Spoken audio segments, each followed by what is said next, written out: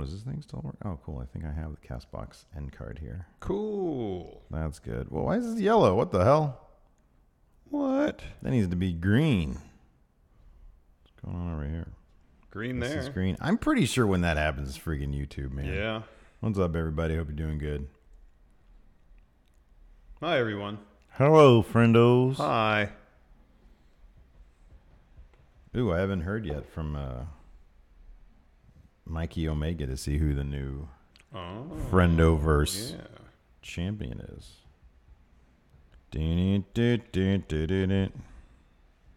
Alex C wants to know if you're still spraying out of both ends. I was never spraying out of both ends. That's the uncontrollable vomitus and no projectile the evacuation from either side. The big D, diarrhea. That was never the issue. It was just the feeling like I had to do that constantly. Yeah, it's the worst. Hello, Zach Stolpa. Today is the first day I feel like I have my appetite back. In fact, I feel like I could eat uncontrollably. That's good. Given the opportunity.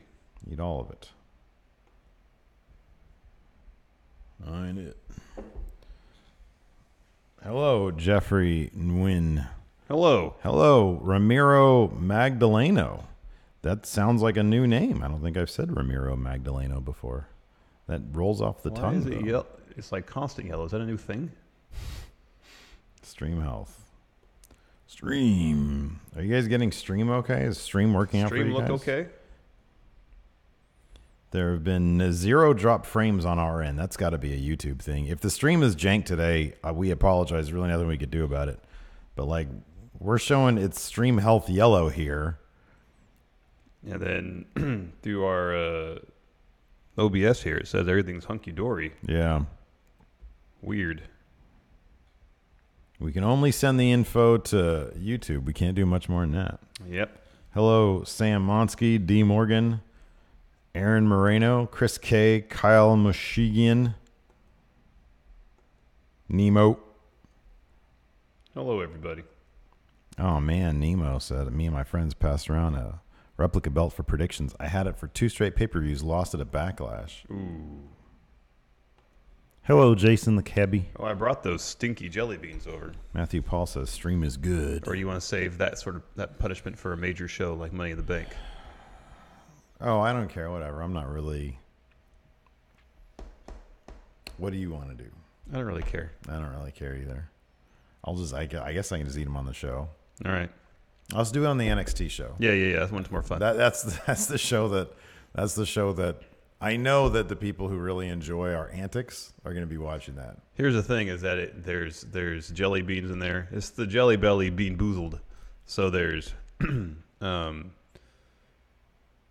jelly beans that'll look like the regular flavor, but also, with identical aesthetics, is some sort of stinky, nasty flavor. Yeah. So you look at it, you think it could be tutti frutti or lovely, vomit, and so it's a roll of the dice, 50-50 chance of what you're going to be putting in your mouth. Lemon lime, no bath salts. Mm-hmm.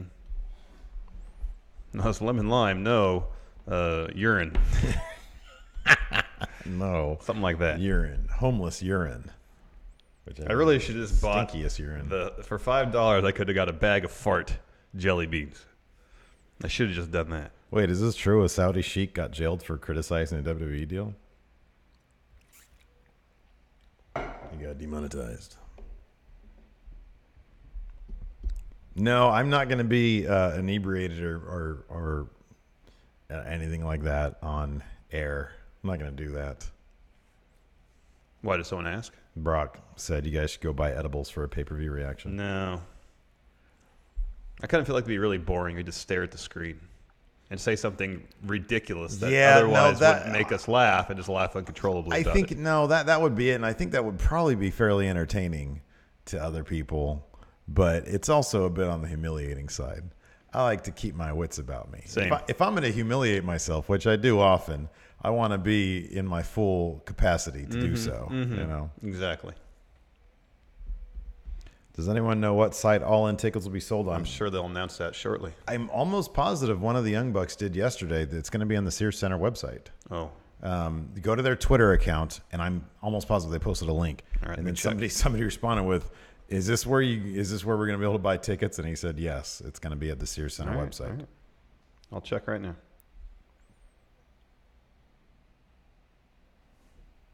LSD? No, I would never. No. Yeah, no, that's not going to happen.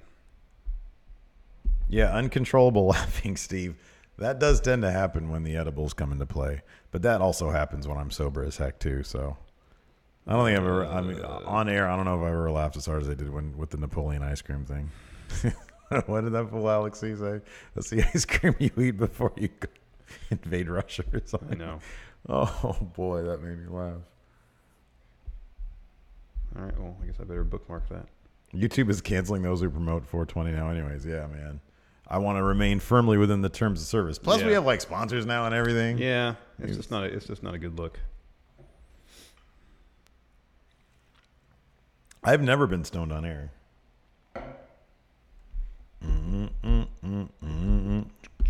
Regardless of what, there was a whole friendoverse thread where people are speculating about my drug habits.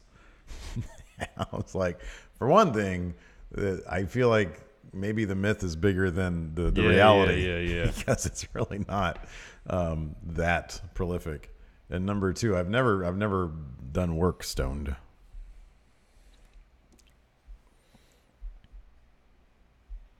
Oh, good job, Mr. Dope. Man, yeah, on the 25th, I have a Bama appointment. Got to take Bama to the doctor, make sure she's up to date on everything. Oh yeah. No, I don't think I could ever do cultaholic streaking thing. I'm too, man, the recovery time once you hit our age, and like if I drank a lot, I'm sure my recovery time would be fine because you develop an immunity to that kind of stuff.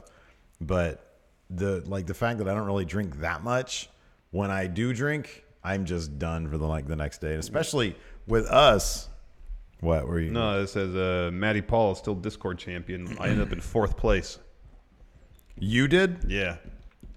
On the Discord. Yeah, you did really good. That's not surprising. Yeah, I know. I got one match completely wrong, the main event. But then I also said AJ would win, but he just retained. So I guess it's 2 matches.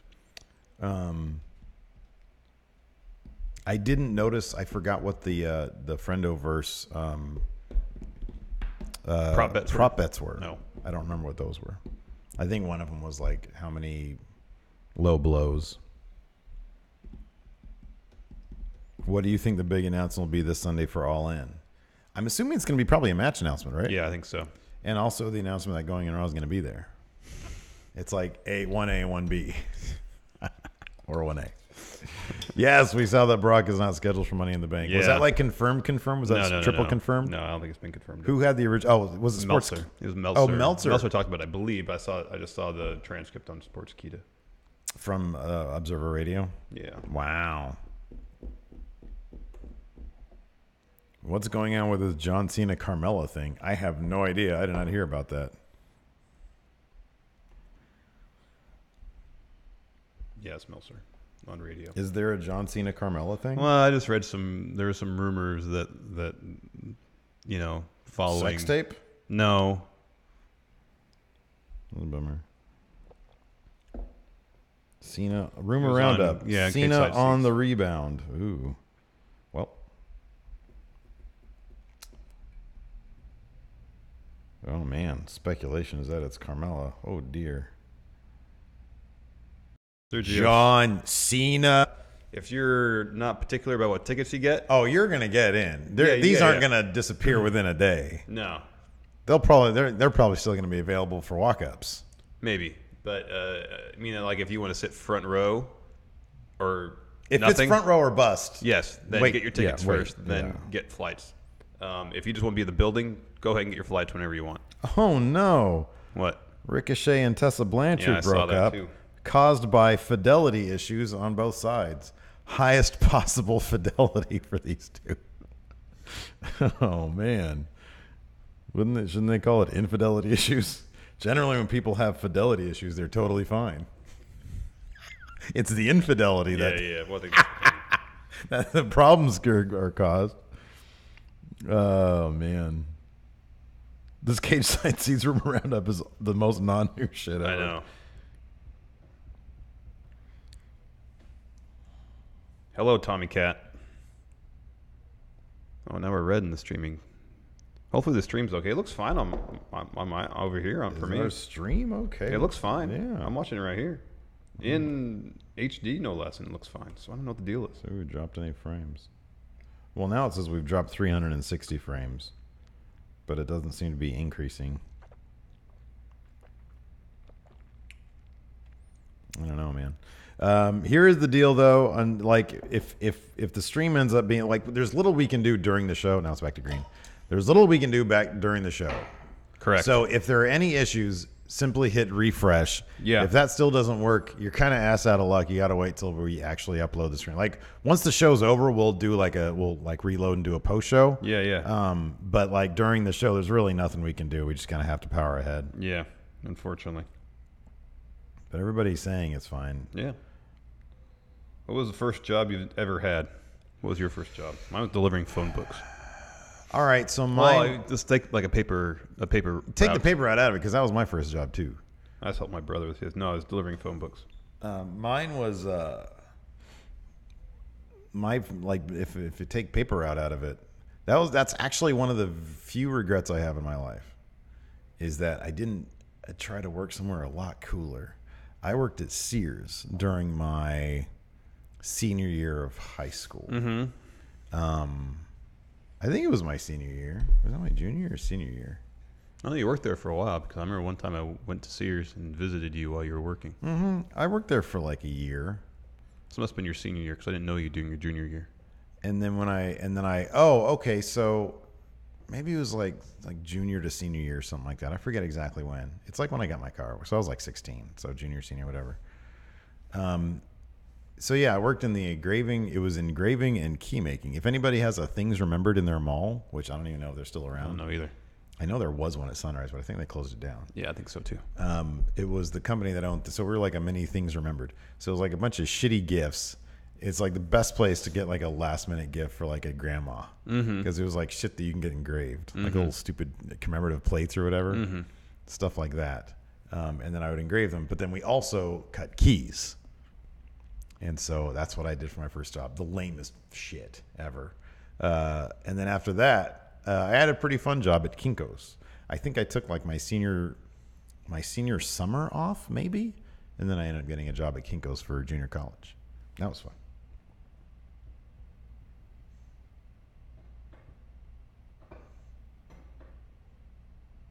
I worked at Toys R Us too. Mm-hmm, yeah. You, Big Jim, and Hilton all did, didn't you? At different times. Yeah. Oh, at different times? Yeah, I thought you guys worked together. Mm. Did Big Jim and Hilton work together? Mm-hmm. Oh, okay. That's interesting. Did we see, or did I? Oh, I didn't know. WWE showed TNA footage on Table for Three last night. Oh, wow. Did it promote the GWN network? Is eating ass a profession? Yeah, if you do it on film. Like, and get paid for it, sure. Yeah. It's a weird question. I mean, that is a weird question. Patrick Sparks, is there some context there? There's Tabata. Power rank reasons. Was that his first job? Eating ass? Oh, I don't know. There's Tabata. Power rank reasons why you think I got fired. What? Whoa. Oh, he said he worked at the movie theater and got fired after a month. I don't know.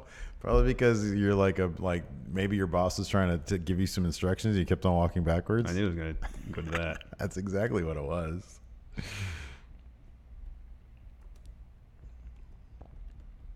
Julian Morris had a dream he was hanging out at my house last night.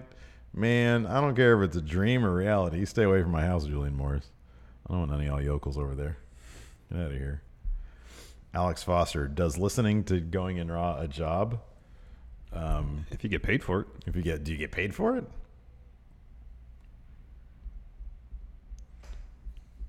Somebody made a custom Titantron of Lex Luger with Roman's music.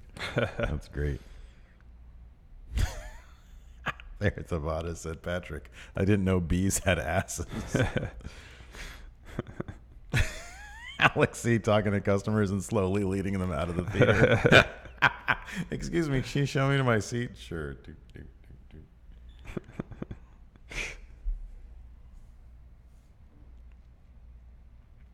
Oh, Cody Miles isn't getting paid to listen to you right now. There you go. I used to get paid to watch The Shield and Arrested Development because I would bring those DVDs to my old job. Oh, yeah. On the weekends, and I would watch them and like do hardly any work. Apparently, the season 5 Arrested Development is going to start soon. I think end of this month. I know. I saw the trailer. Look.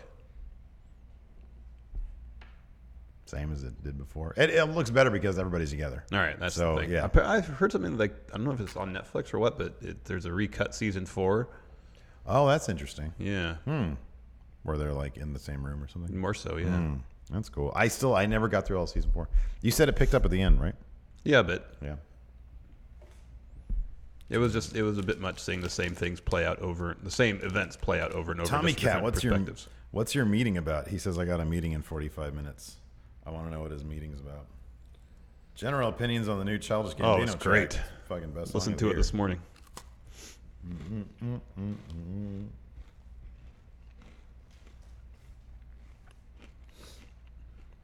There you go. Nemo does Going in Raw during There my you go. drives from job to job at work. There you go.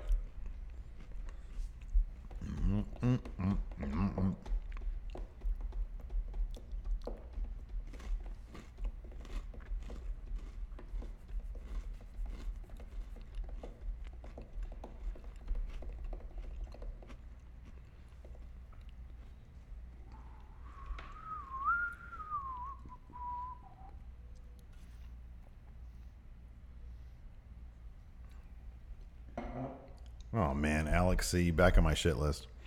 Been watching Lord of the Rings all day. I should do a podcast about why Lord of the Rings is terrible. It's just not my thing. I'm not a fantasy fan. Yeah, me too. I am a trainer in commercial and residential security, so I'm having a meeting with the education team. Interesting. You're going to show them how to secure things? Like beat people up? All right, we got to get started. I'm going to turn off the AC now because Yeah. it's sufficiently freezing. Yeah, it's pretty chilly. I am really happy that our AC works so well. Yeah, I know. That was a huge concern. You didn't bother putting the shoes back on. Walking up in here when it's like 110 outside. And it's going to be 57 in here.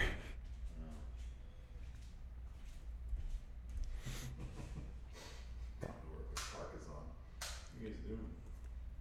Freezing. You guys doing cold? Yeah.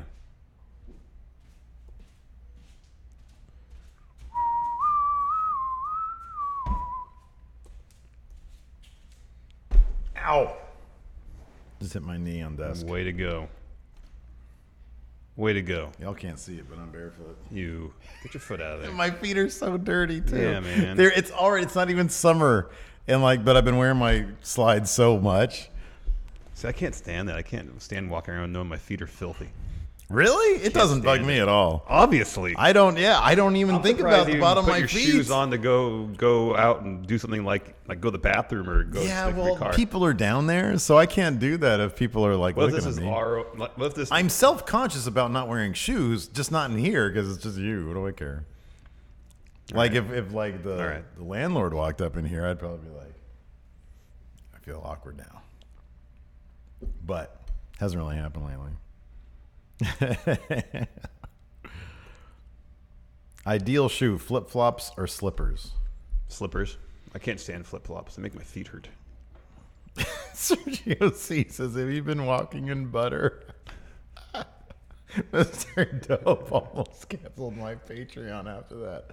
Look, man, don't be haters. Y'all wish you were walking around barefoot. No, not at at all. your job. No. Not you, because you're weird, but I guarantee they do. But man, Steve gets to walk around barefoot at his job. I should get into YouTube also. No. I should do wrestling. The only podcasts. time I'd walk around barefoot in my job if I was working at my house. I can't wait for All In's podcast row. I'm gonna be hella barefoot. No, you're not. Yeah, man. No. Believe That's that. embarrassing. Believe. Have the young bucks roll up and have your dirty ass feet Yeah. out in full display. That's not going to happen. I can tell you that right now. It's like when I hope he's watching. It's like when Big Jim and I used to do comic book conventions, and he had this pair of. I don't know if I ever told him this before. And he had this pair of like really short, like orange You told the story. shorts. You told the story. I've before told on it the to show. you. No, yeah, I think you told them the pre-show. Did Before. I stole them? Yeah. Oh man, that's great.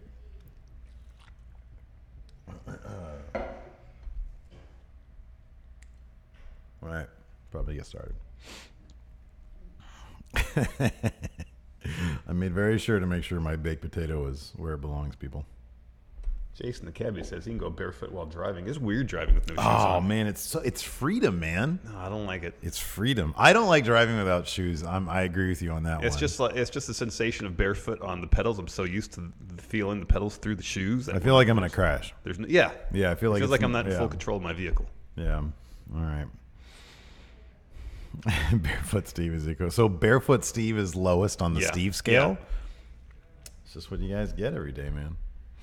All right, here we go. The Cody Funko is just basic white guy Funko. Brock out the K. If Steve is barefoot at work, power rank other disgusting habits Steve has at work. Go ahead. I don't really. I'm happy you threw those bananas away because if you hadn't done it today, I would have done it. Those bananas were on the verge of growing mold. No, those bananas were exactly the way you like them. No, that's not true. You said right when they're about to be super brown. That's not what I say. I say when they get a couple spots on it, that's when I think they're perfect. No, that's not what you said before. No, that might be your genuine sentiment. Before you were like, that is the browner the better. No, I've never said that. Those are almost too far gone for like banana bread. Oh, that's not true. I've had far browner than that for banana bread. I said almost.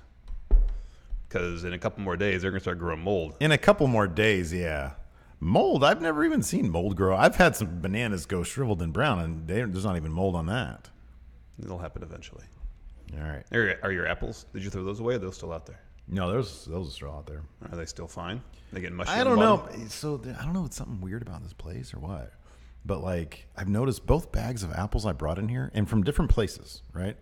And I've touched them when I first get them. Yeah. After like 2 days, they have like sort of a weird film on the outside of them. Interesting. And I've never seen that with apples before. You should put them in the fridge. Yeah, probably should. Anyways. Number one, coughing Steve. Well, we both go through that shit. All right. This is all ready. All right, I think we're good. Let's see if this works. I'm going to test out our Castbox thing because I think we got to do that today. Hey, friendos, big news. We have partnered with this awesome app, Castbox, and our podcast is now a Castbox original. Going in raw, we'll... All right, here we go.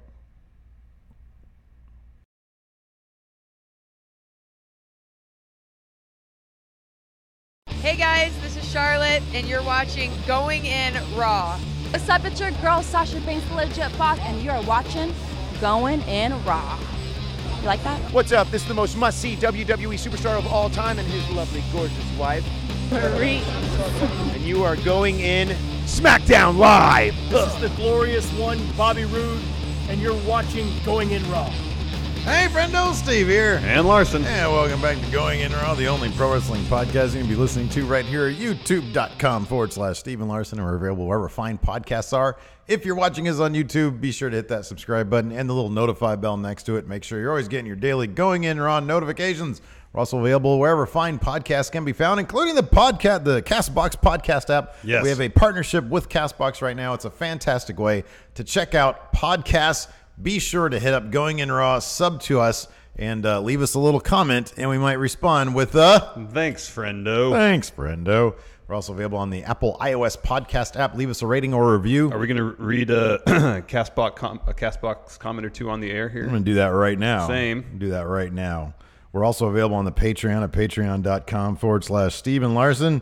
We have a variety of reward tiers, including, oh, look at that, 72 patrons are watching this recap live stream right now as we record this, and you can do that too, starting from $1 and up, because today is $1 and up day. Yeah. Because it's post pay-per-view. Yeah. So everybody kicks in $1 and more. Number one, well, $1 you get to be part of the Friendo Discord group. Mm-hmm. You get to experience one recap live stream every month.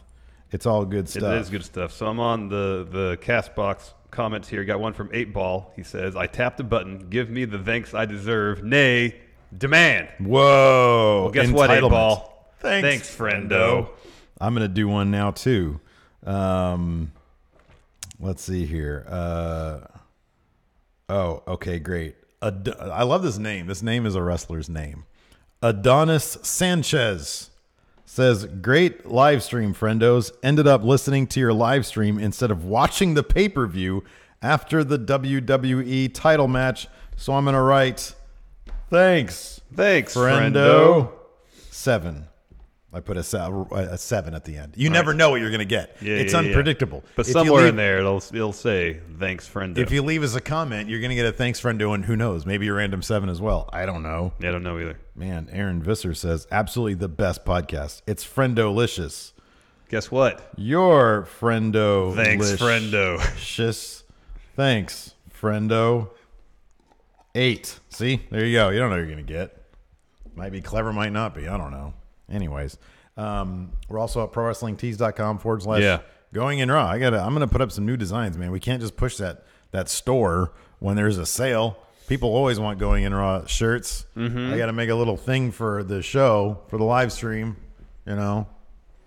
Maybe we should make a Thanks Friendo shirt. Thanks, Friendo. I feel like we need to get it a little bit more over first. And on top of that, I'm working on my Slayist shirt. All right. I need to, because you said I can't. You said I'm not allowed to wear Slayer. I didn't say you weren't allowed. I just wanted you to make a well thought out decision before you bought it. No, my well thought out decision is that looks like a cool shirt that I want on my body. I'm gonna buy it. And then Grandpa here says, no, because you can't do that because you're not a real fan. I didn't say you can't do that. The entire library. No, but what do you do if you're approached on the street while you're wearing your Slayer shirt you think is super cool, and someone comes up to you and is like, "Oh man, Slayer's great." Yeah, man. And they start talking to you about Slayer, and you're completely lost. Yeah.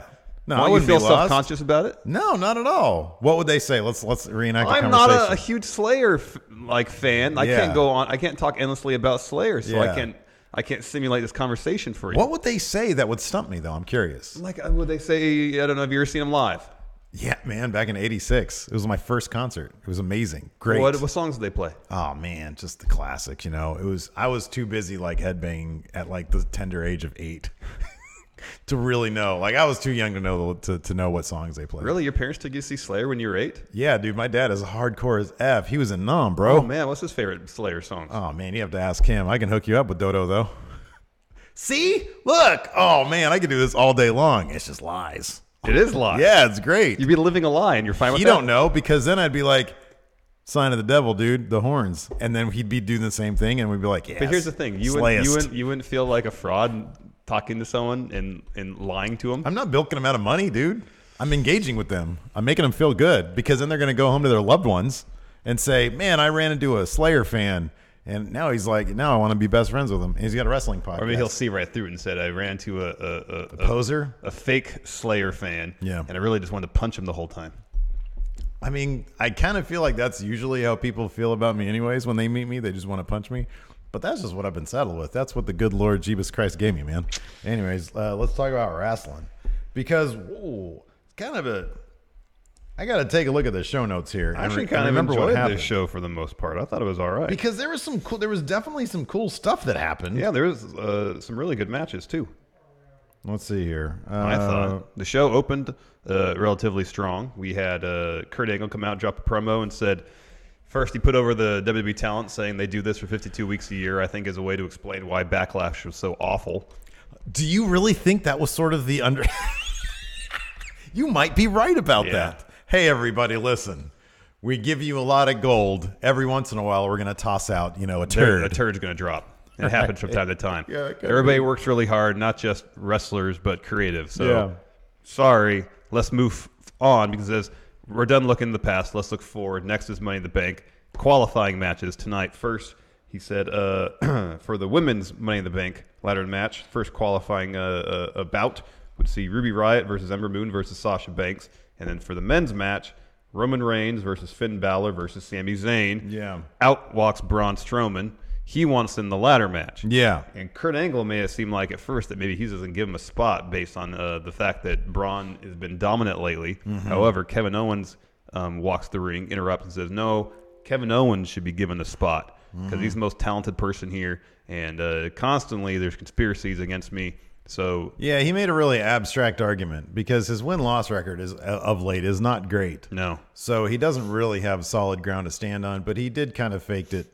He faked it till he maked it. Well, he didn't quite make it because All Kurt it landed said, him was a freaking match against Braun. Right? Yeah, a qualifying match. Yeah. Braun versus Kevin Owens. Yeah, and it was a fun match. No, it was a lot of fun. I'm thoroughly convinced now that Vince's new favorite thing is Braun destroying Kevin on the outside, because that's such a Vince thing. Let's do one thing that's really funny and then do it every single week. I know. But in this case, it actually really works. I feel like Kevin Owens is into it. Kevin Owens is really into it. He sells the crap out of it even more and more every single time. Yeah, no, he did. He had to do it 3 times. This match and the final one, he did a full flip, full rotation. And I like that Kevin was booked pretty strong in this he match. was. Yeah, He was. he had It was a a good lot showing. of he had a lot of really good offense on Braun. He was really doing the what do you do when you face off against a vertical? I'm sorry, when you face off against a bigger opponent, Larson, you chop away at there. Vertical base. That's right, and that's what he was doing. Braun did, however, win with the power slam. So too bad, Kevin Owens. Braun Strowman is moving. Hold on a second. We got to talk about this really quick. What? So we're now officially on the road to Money in the Bank. Correct. Which is still like 6 weeks away. How many Money in the Bank matches are there going to be in this thing? 2 confirmed, but there's been rumors there's going to be a third one. Okay, well, hold on a second. Is each brand going to have one? Okay, it's They not. said Okay. there's going to be each the men and women Money in the Bank ladder matches are going to have 8 competitors, 4 from each brand. They said that last night. Okay, good. So up from 6. Usually All it's right. 6, so they're going to do 8. Once they start talking math like that, Steve-O tunes out. Yeah. So I'm glad you caught that. Yeah, okay, good. I'm a stickler for details. Because I was like, wait a second.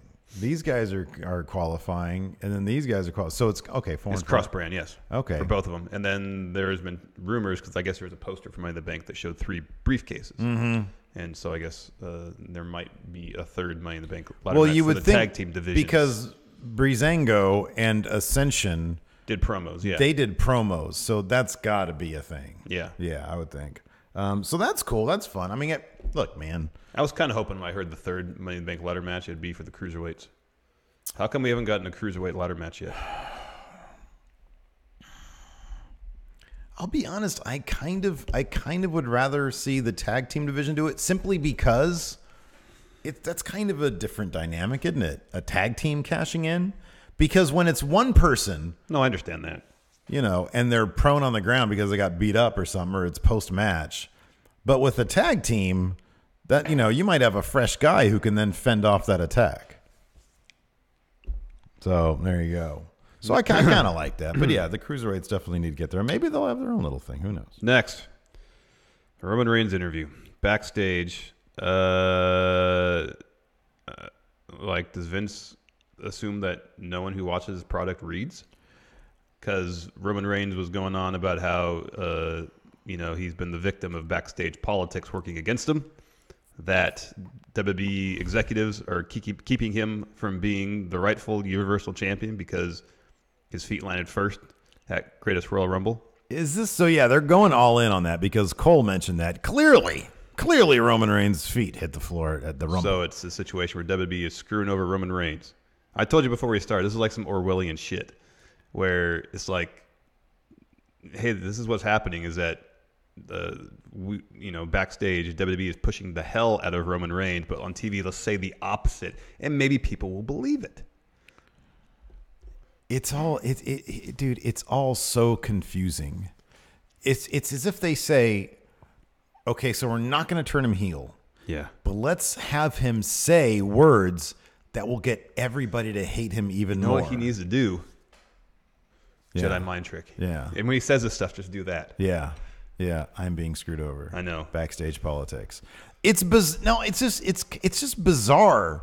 Honestly, it's just weird. I want to just say it's an odd tack to take. Like when they were doing the thing where Roman was going on about how Brock's never there, he never shows up for work. Look, he showed Raw tonight in the lead up to Mania. I was like, okay, that's a seed of a good idea. That's a decent idea. And then they Yeah. seemingly deviated from it after 2 weeks, and then just instead went with, oh, people backstage are working against me, which is so obviously not the case. Yeah. I mean, even my thing is this. Okay, even take that out of it. Okay, take out what we know. Take out what we know. It's still weird motivation for a fictional character to be bitching about backstage politics. Yeah, I know. That's bizarre to me. That is so weird, and it's not compelling. It's just, it's like, are you messing with me or something? Are you just trying to screw with us right now with this?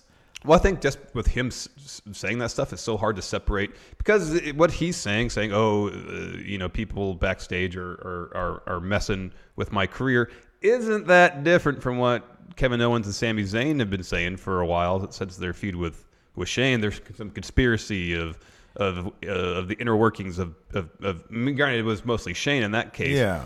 But, if you extrapolate to a larger picture, Shane just can't do things in a bubble by himself. He needs people to help him. There's a larger conspiracy in place in their mind. So what I'm saying is, in a larger sense, what Reigns is saying isn't too different from what Owens and Zayn has been saying, but it's impossible to separate what Reigns is saying from what is actually happening to look at it objectively. But at least, follow me here.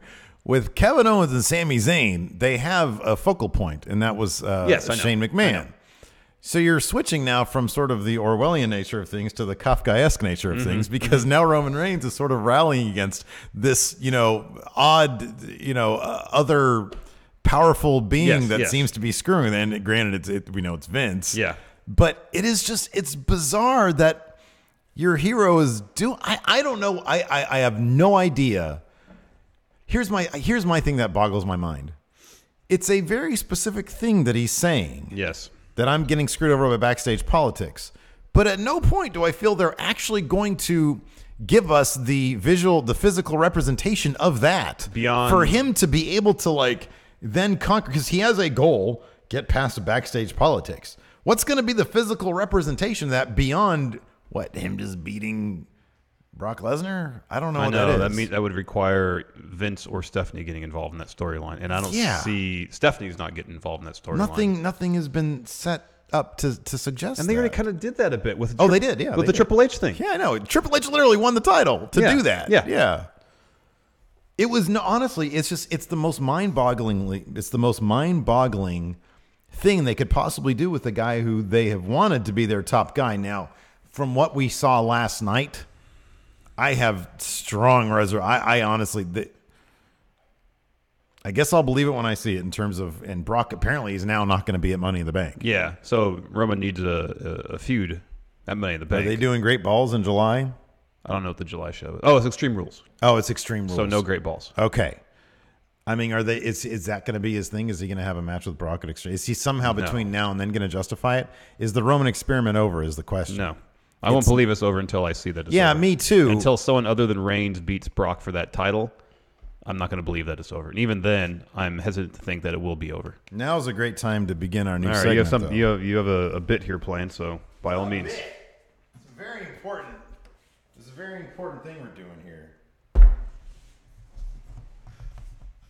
It's my whiteboard, Larson. And the segment is where's Roman top guy? Is Roman top guy? You really did not make this easy for yourself. You should have written that before we started. Okay. There we go. Anyways, now you're encroaching on my space. I'm not really a fan of that. Right here. He's got his little beard.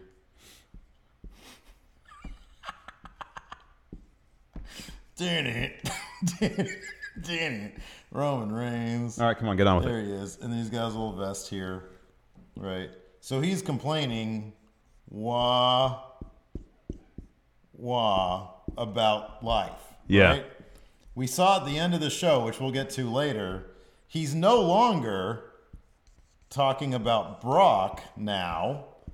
Now he has to deal with a new foe. Do you want me to write that for you? Far further down on the ladder. Here you go. But now he's dealing with Jinder Mahal. But the problem is, anyways, that's a terrible R. Anyways, is that Brock wasn't going to be at Money in the Bank. Right. So Roman needs something to do there. Hence, Jinder Mahal. Until SummerSlam. Right. I appreciate that you're all in on this now. Which is where these two will probably clash again. Yeah. For the title. Yeah. So this is going to be the end goal regardless. So they're looking at, similar to how Reigns had a feud with Sheamus a few years back because no one's going to cheer for Sheamus. Can you draw Sheamus real quick for the people so they see that?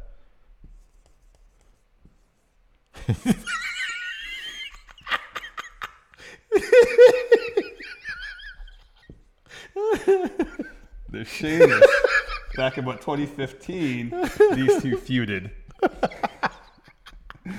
In the hopes that no one would cheer for Sheamus, and therefore they would cheer for Reigns. Yeah. I think they're taking the similar route where they're going to pair up these two, Yeah. thinking that no one's going to cheer for Jinder. But they're wrong because they are totally wrong. I know. It was a babyface move that Jinder pulled I know. last night. I know. But that's their thinking, I think, Yeah. is that no one's going to cheer for Jinder, therefore they are forced to cheer for Reigns. Yes. I think that's what they're trying to do. They're trying to replicate this with this, Yeah. and it's not going to work. I'm sorry I hijacked your bit, but No, I needed that. That was fantastic. Make sure the brick wall doesn't fall down. That's my favorite bit of all time. Thank you, Kevin Nash, for the inspiration. Oh, man, that was great. Anyways, next up, we had a Bailey iPhone promo, followed by a Breezango, because they were saying, you know, what do all the other competitors think about their prospects of Money in the Bank? I'm sorry. I didn't realize I made Sheamus's head so round. I don't think that's offensive. No, it's just not a good. Like, your representation of Roman is pretty decent. It looks pretty great. Sheamus is pretty bad. So, and please keep in mind that I drew Roman. I think, didn't I, with my left hand? And even if it wasn't with my left hand, I had to do it over here. I gotta do the full beard.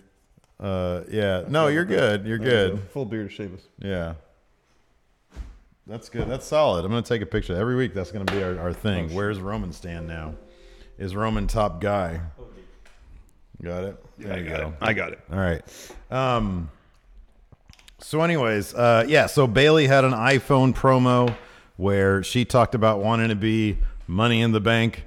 Breezango did their iPhone promo, which was pretty silly, where they said they want to be Money in the Bank. Tyler Breeze thought it was a golden ticket, but in fact, it was a contract. So we got a couple of those. They did a bunch of those during the course of the show.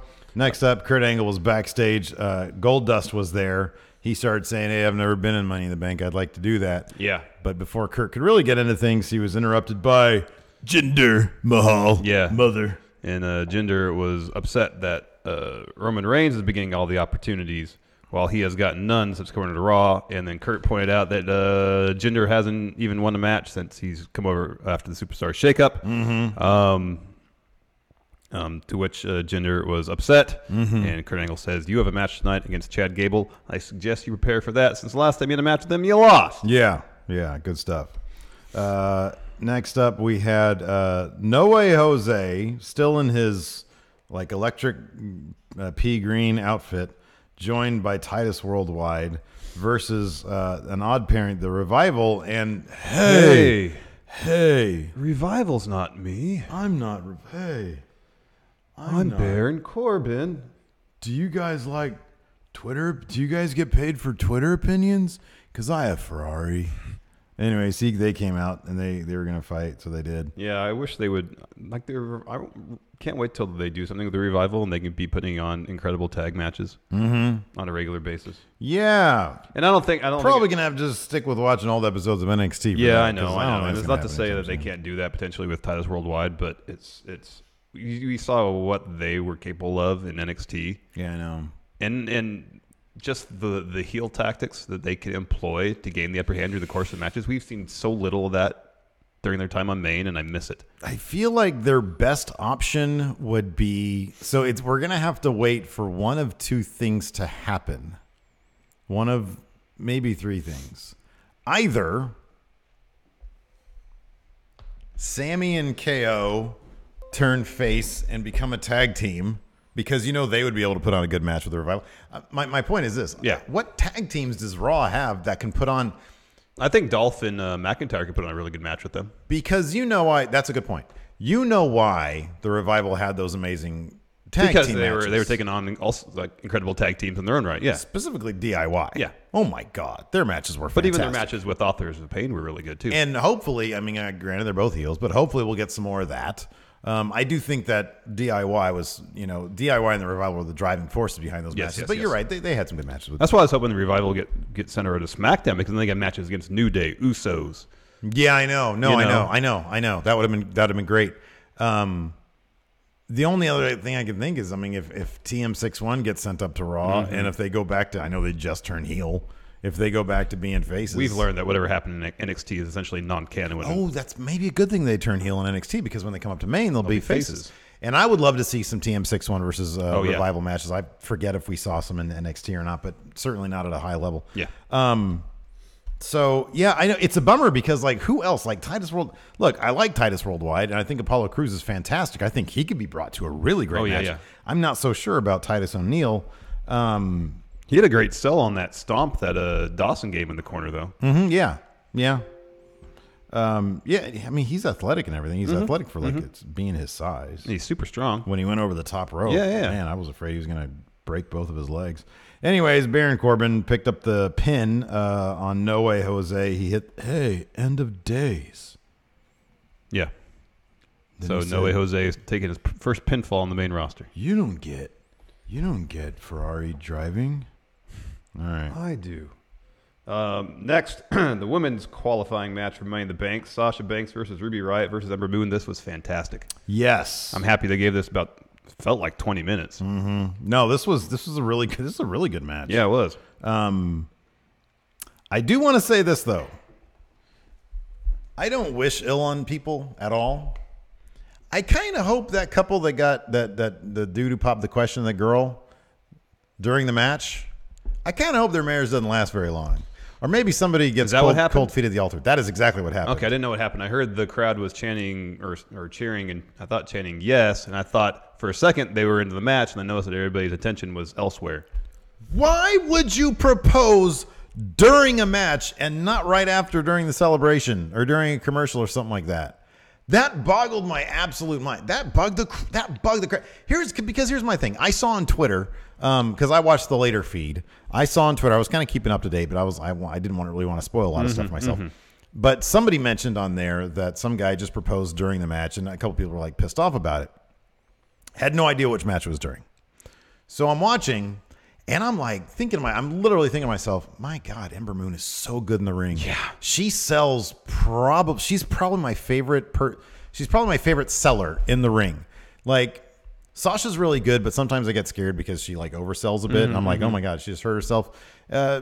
Everybody else is decent, but Ember Moon is so good at selling action in the ring. Yeah, her promos still need a ton of work, but the problem is what she puts into her promo is kind of like the same thing she puts in the ring. It's just all out. Yeah. And I think for a promo, she needs to dial it down. Yes, agreed. Because when she was starting, here, I'll mention this real fast. When she was starting her promo last night, it was good. Yeah. Because it seemed very natural. Yeah. And then when she was trying to project or emote, she loses herself. She loses her words. And it just doesn't come off as natural. But in the ring, my God, she's good. Yeah. She is so flipping good. Yeah. And she was having a terrific triple threat match. The Riot Squad, I thought they were doing some good work, like, doing their job. Sasha's always great. Ruby Riott was really good. And then all of a sudden, I see the crowd like turn away from the action and start cheering. And I'm like, and then I saw somebody, I think they started chanting, she said yes, she said yes. Oh. And I was like, are you absolutely kidding me? Are you serious? You did that now? You did that at that point? Oh, that's terrible. I don't genuinely wish these people ill, but it's come on. Are you serious? Hey, how about this? During the third quarter of an NBA game, do people propose then? No. They do it at halftime. Yeah. You know what I mean? Yeah. Like, people go down there and they do that. They arrange with whoever they need to arrange it with. Don't do it during a match. Yeah. Oh, it's so irritating. Anyways. Hell of a match, though. Yeah, it was fantastic. Really it was this great spot. And that freaking eclipse at the end. Oh, I'm sorry. Man. Yeah, go ahead. That was a great sequence where Riot Squad is all outside. And Sasha, I was not expecting this. She gets to the second turnbuckle and flips over and does a senton onto Liv Morgan and Sarah Logan. Came out of nowhere. That came out of nowhere. I was like, oh man, that was great. I know. And then Ruby Riott hits that missile drop kick on Sasha right afterwards. Yeah. And then Ember Moon nearly drove Ruby Riott through the barricade with a suicide dive. I know. Her head hit the back of that. It didn't that far away. Her hair hit it. I thought that too. And then they showed the replay. And there was maybe a couple inches. And then I did notice there was like a little sweat mark down at the bottom. I think that's where maybe her head hit because I was like, oh, maybe it didn't. But it totally looked like it looked like it did until they showed the replay. That was a fantastic sequence. It was You're absolutely right. And then, so Ember Moon was on the outside. Sasha comes in and she's about to. She attempts a pinfall on Ruby Riott. Riott Squad runs in to break up the pinfall. Yeah. They start beating up on Sasha. Yeah. Bailey runs out. Oh, that's right. Yeah. Makes the save. Yeah. And then the finish saw Ember Moon hit an eclipse on Sasha and Ruby. Sasha was setting Ruby up for a bank statement. That was great. That was so awesome. Sasha rolls out of the ring. Ruby Riott eats the pin. Ember Moon wins, advances to the Money in the Bank. I love when they find creative ways to hit the eclipse, and it's so much more effective when it's kind of out of nowhere because I kind of didn't see that happening. Yeah, like Ruby Riott's sell was great. Oh, I know it was. People seem really, I don't know. Number one, I think because Ember Moon paid her dues, I think people just seem to like her. I just get this feeling that people probably like her. She's probably just a good person too. But like people seem like Mickie James when she sold the eclipse. Oh, I know. Oh man, it was fantastic. It was fantastic. Yeah, it was great. Anyways, excellent match. Didn't check it out. Highly recommend it. Yeah, no, it was really good. After that, we had an Ember Moon interview. She basically just says, "I want to be. I'm going to rise to the occasion, and I'm going to rise to become the new Miss Money in the Bank." Again, hopefully some reps. She'll calm down. Yeah. Find her voice. This was amazing. This Bobby Lashley video pack. It was a video sit-down interview, right? Well, it was a video package. Oh yeah, and it was a great video package. Yeah, it was really well done. Why did he look like he was 40 when he was in the 7th grade? Yeah, I don't know. He looked like a freaking man in the 7th grade. Because they said he started wrestling in the 7th grade. As they showed a picture of him, maybe even if it was a high school picture, he still looked like a grown-ass man. My goodness gracious. Anyways, total stud. Lots of great wrestling amateur wrestling footage from his college days, and also from his time in the Army wrestling. And I thought this was the perfect way, like especially the video package. The interview was something completely different, but the video package was like the perfect way to reacquaint people with him. It really was. It was fantastic. It's what he needed. Yeah, because otherwise, a lot of people that weren't watching back then, he doesn't have that kind of legacy. Yeah. And then we had a Renee Young sort of pre-filmed sit-down interview. Number one, the production value of this was so well done. Yeah. It was much better than sometimes they do one just like hurry up backstage, I think, where they do a sit-down. This was like, it was well lit, it's dramatically lit, and it was shot, with like depth of field, all that kind of stuff. So yeah, exactly. All that stuff. Yeah. And he would talk about, in very loving terms, his family. I mean, it was a total babyface interview. Yeah, and it was centered around his relationship with his 3 sisters. Yes. It was a little on the... I say this with understanding that it was kind of charming, but it was also a bit on the weird side. And I don't know if they were going for that. What I found kind of odd about it is it just kind of ended. Yeah. There was no circling around back to why he had returned or how those relationships he spoke of influenced anything. Are they going to introduce his sisters to his story? In terms of, because his sisters, he has 3 sisters. They sound like nightmares. He said they used to take me out to the woods, tie me up and leave me there for hours. And he's chuckling. And I'm like, okay, so I know you used to tell me about like how you and your brother used to chase each other and like beat the crap out of each other and stuff. Well, I mean, it wasn't quite to that degree, but yeah, we used to right. irritate the heck out of each other. Right. Yeah. Like me and my sister had a fairly we never really used to terrorize each other or anything like that. Like, she certainly never used to take me to the woods and tie me up for hours. So that's kind of weird. And then the other one, the second one, he said she used to carry a towel. She had a towel that was really dirty. And one time a bully picked on her and he shoved the towel down his throat. That was weird. This is weird and this is super violent. And then his last one, his youngest sister, he played a prank on her because she used to. This stuff is it was just weirdly written because maybe it was like real stuff that he was saying, but he was like, she used to carry this helmet everywhere she went, his dad's military helmet. Yeah. Which is kind of weird in the first place because military helmets are big and bulky. So who's going to carry that around with him? My dad used to have one. I used to have it. I never used to carry it around because it was too damn big. And then he said, I played a joke on her once and hid it somewhere in her bedroom so she couldn't find it. And then he fast forwarded to, do you see the scar right here? 40 years later, this is when I realized I should never do that. I'm thinking, man, where was his parents during all this? They are violent to each other.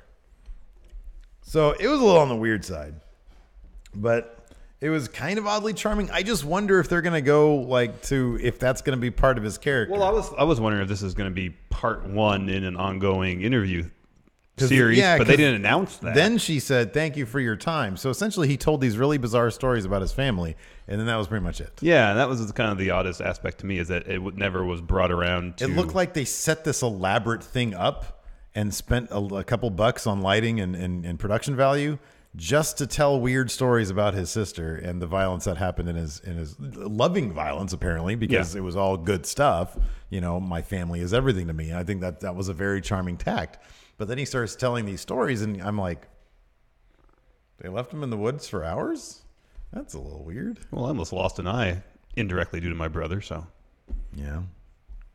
But, on accident. He wasn't trying to take an eye. No. A little weird. Anyways, it was entertaining. It wasn't boring. I'll give it that much. Yeah, he did a great job. No, he was fantastic. Bobby Lashley, he's great. But it's a little weird. Anyways, next up, Sami Zayn was backstage. Talking to Kevin Owens and talking about this conspiracy that's plotted against them. And he says the best way to thwart this conspiracy is for now Sami to get in the Money Bank ladder match, win that match, become the next Universal Champion. But he said he needed Kevin Owens in his corner for this match, triple threat match, no DQ. He needed help. Yeah. And then Kevin Owens kind of begrudgingly said, yeah. And Sami says, don't you mean yep? And Kevin Owens says, yeah, no, I mean yeah. And that was it.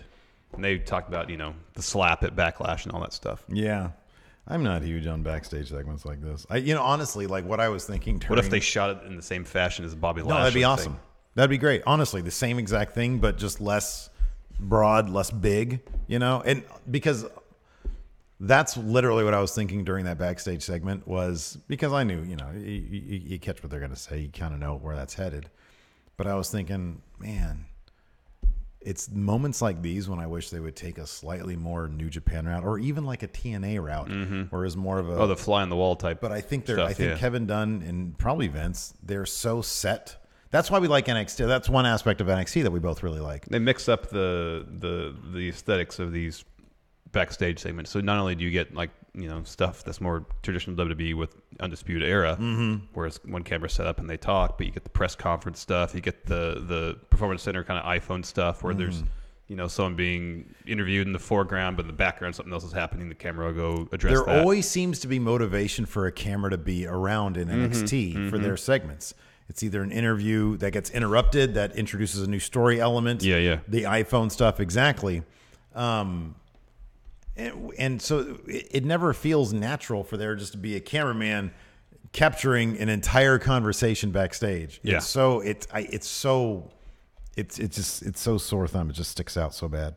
Next up, we had an actual match: Jinder Mahal versus Chad Gable. Apparently, according to Chad here, Authors of Pain had a squash match during the Bobby Lashley thing for the live crowd. Jinder Mahal versus Chad Gable. Again, when Jinder is fighting somebody who's smaller and quicker than him and is actually good at wrestling, matches are pretty decent. Matches are fun. Matches are more fun. Yeah. So and this match was fairly fun. Jinder picked up the win with a coloss. And then afterwards, I guess, did Chad Gable push Sunil Singh or something? I was looking away at the moment of whatever altercation happened there that inspired Jinder to beat the heck out of Chad Gable. Yeah. I don't know either, but Jinder beat him. So yeah, a lot. Yeah. That was cool. I was kind of worried about Jinder on Raw. And Kurt Angle actually made a funny statement during that first segment when Goldust was lingering around. He says, "I don't know, man. I don't know why you feel you should qualify. You haven't won a single match since you got here on Raw." That was pretty funny. But anyways, he won this one. And he stood tall, and it was Jinder Mahal. I kind of feel like his ceiling is rising a little bit. Especially, I know they're putting him in this thing with Roman to try to get Roman over. That's totally going to backfire. I know. Because the difference between Jinder Mahal and Sheamus is that Jinder is actually And Sheamus kind of is too. It's just at the time he was terrible. Jinder is actually, I know people don't like him. I think he's funny. I think he's charismatic. He does have some charisma. I think he's got some good comedic timing. Yeah. Sheamus is just kind of, I don't know, arrogant for no reason. Mm-hmm. But Jinder, I think, is, and especially because people just don't like Roman so much right now. Like, those boos were crazy last night. I know.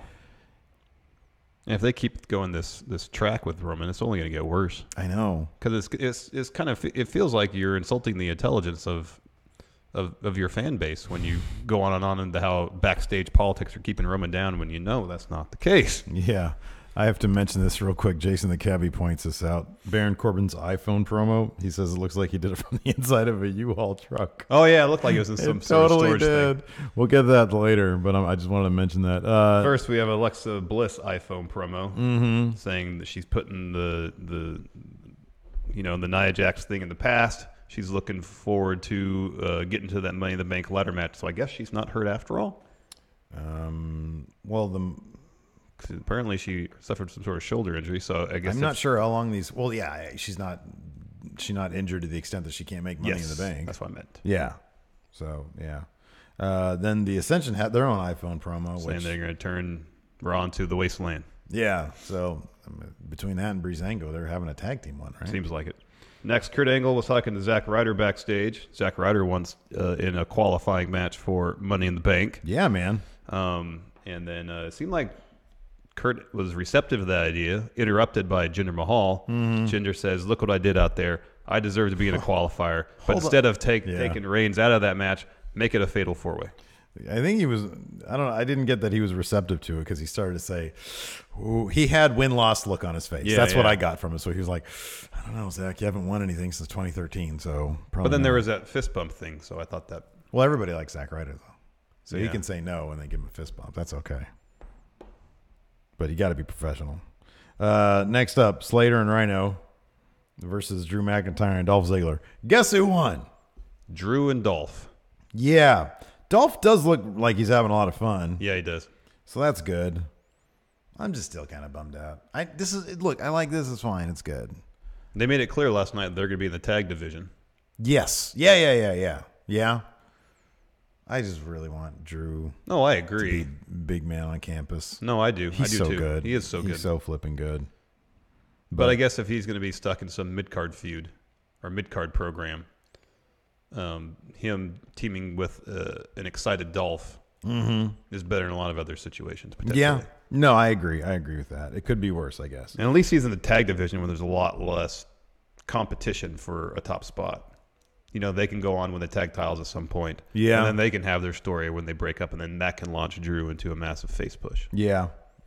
Let's hope for the best. Yep. Next up, we had an Elias promo where he's saying, and he was talking about how he's, he dropped the name Billy Joel because that's where they were from. Where? Long Island. Long Island, that's right, yeah. And also called him a talentless hack or something like that. Yeah, he says it figures you people would like a talentless hack, which you kind of agree with, right? Well, I'm just not a Billy Joel fan.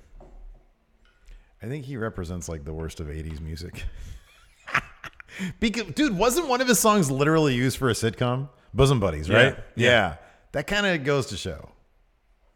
Sorry for all you Billy Joel fans. I wonder how much of our audience are Billy Joel fans. I'm going to ask Jason the Cabbie, are you a Billy Joel fan? I think he's more of like a Slipknot guy, though. I could be wrong. Well, I mean, people can like Slipknot and Billy Joel. You think there's a big crossover audience there? I don't know if there is. I don't think it'd be huge. I don't know. Slipknot and Billy Joel? Never know. I don't know, man. I like that one song where he talks about arson. Elias versus Bobby Roode interrupted Elias. He comes out and he actually got the win there with a glorious DDT. Yeah, it was actually a pretty fun match. Yeah. I'm monitoring chat for a response. From the I know, Billy me Joel too. question. I know, me too. And then afterwards, Matthew Paul said, "Who isn't a Billy Joel fan?" Me. Afterwards, didn't he say you wanted to be in Money in the Bank? Yeah. Yeah, okay. Everybody wants to be in Money in the Bank. He says, cashing in will be glorious. Yeah, Uptown Girl? No. I mean, is it catchy? Yeah, but come on. Yeah, it doesn't do much for me. No. Let's see. Blue Monkey G says, who doesn't like Uptown Girl? J.S. Wooten says Me. Billy Joel rules and he loves metal as well. Wow. Next up, we had Seth Rollins. He came out and he issued an open challenge. Dropped a promo first. Issued an open challenge. In your mind, who did you think this was going to be? Oh, I kind of thought it would be a mid card. Oh, you figured it'd be a Mojo level guy? Yeah. Yeah. I'm trying to remember if I had somebody in mind that I thought it was going to be. Anyways, Mojo comes out and says, I'm taking that title, Mojo. And then I'm going to get in the Money in the Bank ladder match and win that too. But see, everybody's responding to the Billy. The only person I care about, if they like Billy Joel or not, is Jason the Cabbie. It's the only person I care about. Everybody else, I don't care about your opinions about Billy Joel. Oh man. Anyways, I actually liked Mojo's work here. I think Mojo was giving it everything Mojo had. Mm-hmm. He was crisp on the mic. Mm-hmm. The fans started asking for Zack Ryder, and then he improvised and said, I wrecked your boy Zack Ryder, and he laughed that off. So I thought it was good. Oh, here we go. Jason the Cabbie says Billy Joel's the worst and makes me want to pull all my teeth out with pliers and no painkillers. So. Not a fan. I wonder if he likes Slipknot. Now I want to know. Now you want to know that. Anyways, decent enough match too. They made Mojo look pretty strong. Yeah. What does Mojo need to get to the next level? Some better ring gear, first of all. Yeah. Yeah. I don't know if I was his hype gimmick wasn't going to get him over on a main event level. No. But it was well defined. You knew exactly who he was. He kind of needs something like that for his heel I agree. persona. It needs to be a little more well defined other than just mean Mojo. Yeah. Yeah, I agree. But he says Slipknot is mediocre. Okay. Well, now I have all the info I need. There you go. Anyways. No, I like Mojo. I think he's good. I mean, he's not like a great wrestler, but he really plays to his strengths, and he does a really good job hiding his weaknesses. So that's good. Anyways, he lost. Yeah, Seth hit him with a stomp. Yeah, retained the title.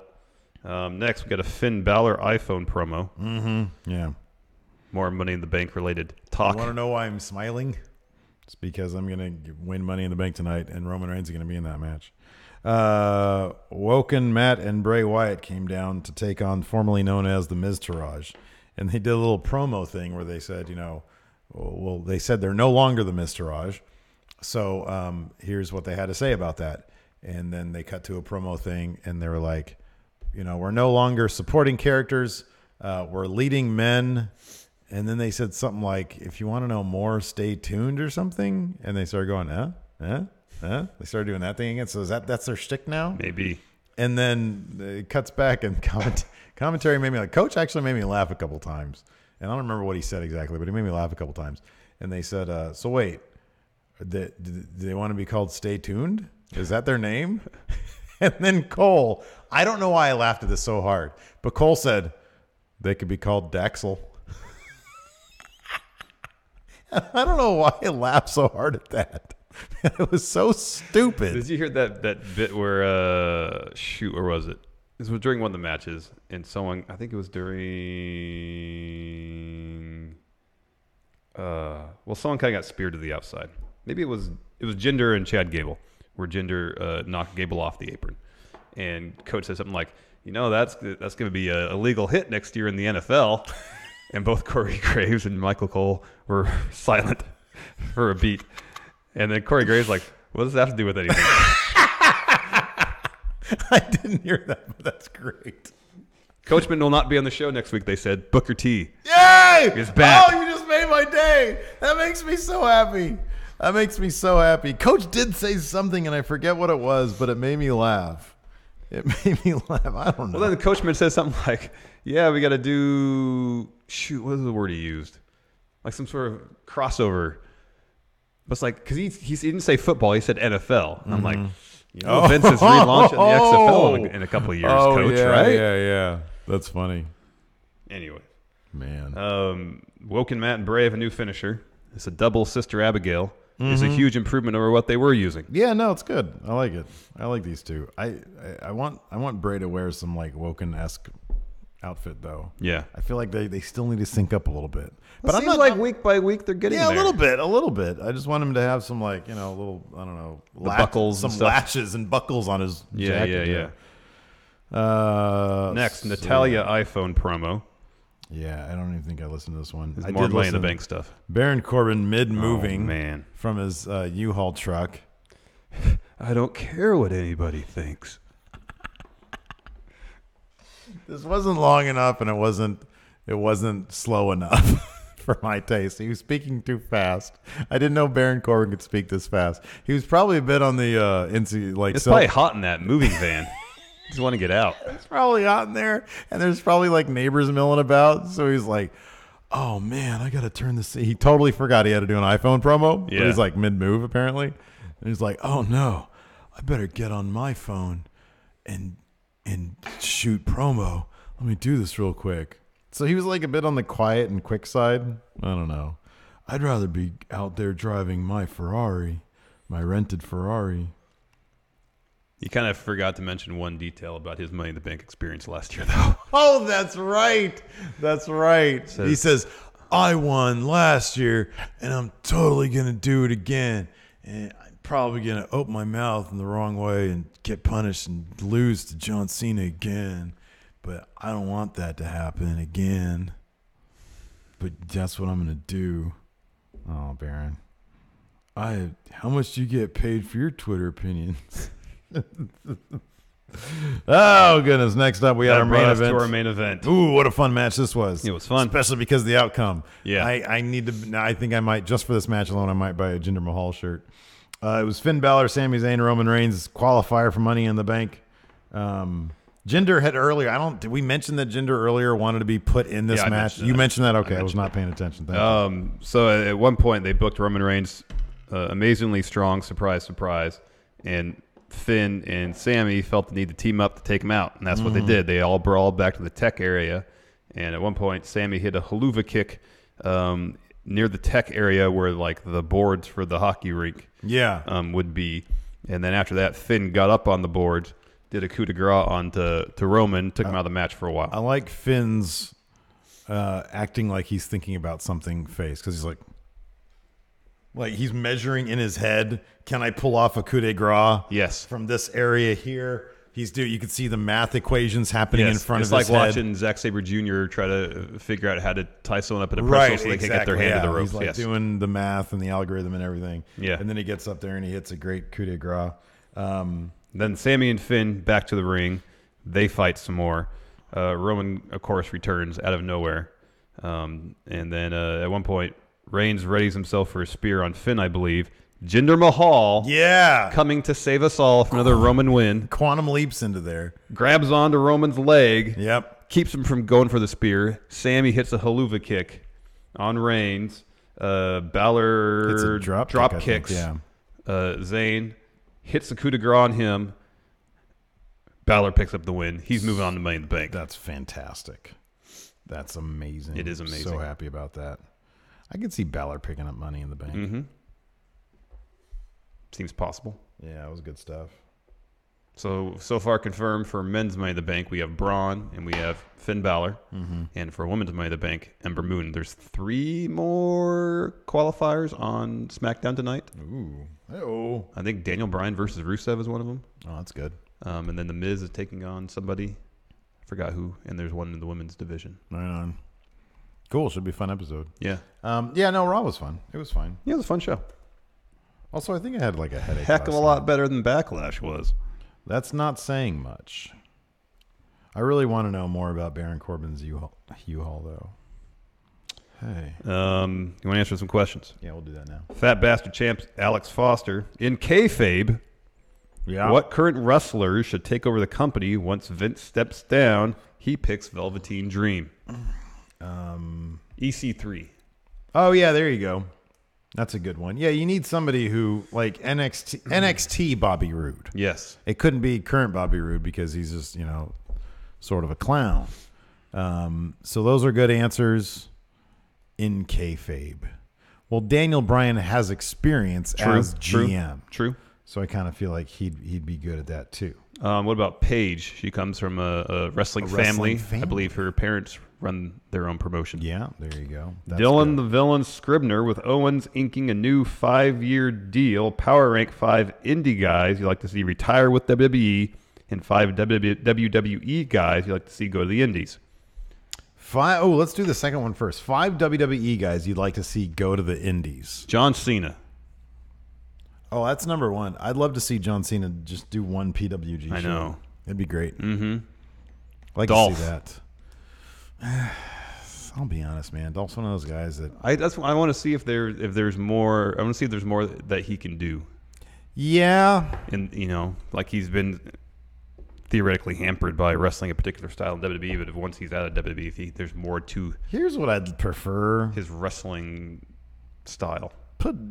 Have him go to CMLL and wear a mask. I'm just kind of done with his face. So, because his wrestling is good and everything. What if he stopped wetting his hair before his matches and had his hair all poofy? None of it matters. He still has a Dolph face. All right, just kind of over it. He's just been around too long. Same with Randy. Same with Cena. They've all been around. I mean, but at least Cena is not even around anymore. Yeah, he shows up and it's like, oh, cool, Cena's back, and he's still funny and everything. But Randy, why is Randy still on the Randy schedule? He should be dialing it back a lot. I know. Pay him the same amount, but just have him come out once every 3 months.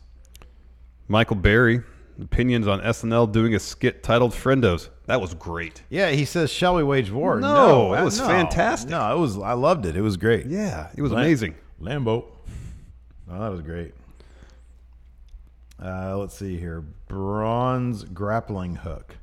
How would WWE be affected if Brock refuses to drop the belt and Vince decides to do a second Montreal screw chop scenario with Roman? Wow. That would never happen. Brock is legitimately dangerous. Okay, so if let's just stick to the question, okay, because there's a couple, this premise is completely out of. Number one, if Brock is actually making $12 million a year off the WWE, which there was a figure that was thrown around. If that's the case, even if he's making half that, Brock doesn't care. Brock will drop that belt to Steve here if it meant he got a $600,000 payday that day. Mm-hmm. He wouldn't care. That being said, let's say that he had a weird ego thing all of a sudden, and they were going into this match. I don't think it'd be an ego thing. I think it would be a negotiation ploy. Let's say I want $1 million and you're only willing to pay me $500,000. Vince would still give him the money, but okay, let's say this happened. They're in the arena, right? Brock thinks things are going to go one way, and things go a different way. It would be as if it would be like that scene. I know you haven't seen Semi-Pro, but at one point, Will Ferrell's character wrestles a bear. Yeah. And the bear gets away and starts going through the arena, and everybody starts panicking, and Will Ferrell says, "Get out of here! Everybody run! This place is a death trap!" That's what it would be, because Brock Lesnar is more bear than man. Mm-hmm. That's what it would be like. Yeah, that's a good analogy. It'd be violent. Innocents would be injured, maybe killed. That's what would happen. It would go south real fast. Yeah, it would go south real fast, exactly. AO Worm, give me your rough draft of the 6 superstars in each Money in the Bank match and who goes over. 8. So we need to do 8. It's going to be 8 for each. All right. Men's and women. Well, now we know on the Raw side it's going to be Finn and Braun, so we need 2 more from Raw. I get the sneaking suspicion we're going to get a Bobby Roode in there. Yeah. And then 1 more from Raw. I would not be surprised if Baron Corbin makes it in. Really? That's his push. All right, Baron Corbin. That's his push. Or Dean Ambrose. Maybe Dean comes back from Money in the Bank. So we need 4 from SmackDown. Miz has got to be in there. Yeah, he was making a big deal about it on the Backlash post show. And Daniel Bryan's got to be in there. Oh, yeah. So that's 2 for sure. Okay. Let's see, who else? Randy Orton probably. Because he's now probably out of the US Championship thing. Yeah. So probably Randy. And Joe? Joe, for sure, Joe. Okay, so there you go. And then women's, so far the only confirmed is Ember Moon. Yeah. Sasha won't be in it, so you got to think Bailey's got to be in it. Bailey will probably be in it, yeah. Alexa Bliss probably. Will they put Ronda in it? No, I doubt it. Okay. Oh, yeah, Alexa's going to be in it. Maybe Natalia? Oh, I could see that, yeah. from Raw, and then from SmackDown. Becky Lynch. Mm-hmm. She'll be in it. Maybe Charlotte. Becky Lynch, Charlotte, one of the Absolution gals. So I'll say Mandy Rose. All right. And there's Asuka, oh, too. and one of the. And then there's the Iconics as well. There's the Iconics. So I'm going to say Peyton Royce. So yeah, there you go. Let's see here. Hollywood Hulk Logan. Logan. Now that Greatest Royal Rumble and Backlash are out of the way, hopefully we can stop spinning our wheels and move forward with Raw. That said, where do you see Finn, Braun, and Kevin Owens at in the next 6 months? Thanks, friendos. Thanks, friendos. Where do we see who now? Finn, Braun, and Kevin Owens. Hopefully Braun is Universal Champion. Finn as Money in the Bank briefcase holder. Okay. And Kevin Owens not feuding with Sami Zayn. Yeah, that'd be nice. Boy, he needs something different to do. How about this? In 6 months, Kevin Owens versus Bobby Lashley. There you go. That's what I want to see. Rory Grace says, hey, friendos, it's time for faction warfare. Steve Club versus Larson Gun. You need a leader, mid-card, tag team, and women's division rep. Who wins at Mania? Who goes over at Mania? So you need a leader of the faction. Well, Dylan Scribner's got it right. My leader has got to be Suzuki. Minoru Suzuki is my leader. Okay. I'm going to do this. So he gave you as mid-card Adam Cole. My leader is Adam Cole. All right. That's my leader because with Adam Cole, you get Dun, dun, dun, dun, dun, dun. Yeah, that's right. This, right? That, yeah. You get that. So you just want Undisputed Era. It's just Undisputed Era. All right. That's what I have. Give me Suzuki, Ricochet. Oh, that's good. Tag team.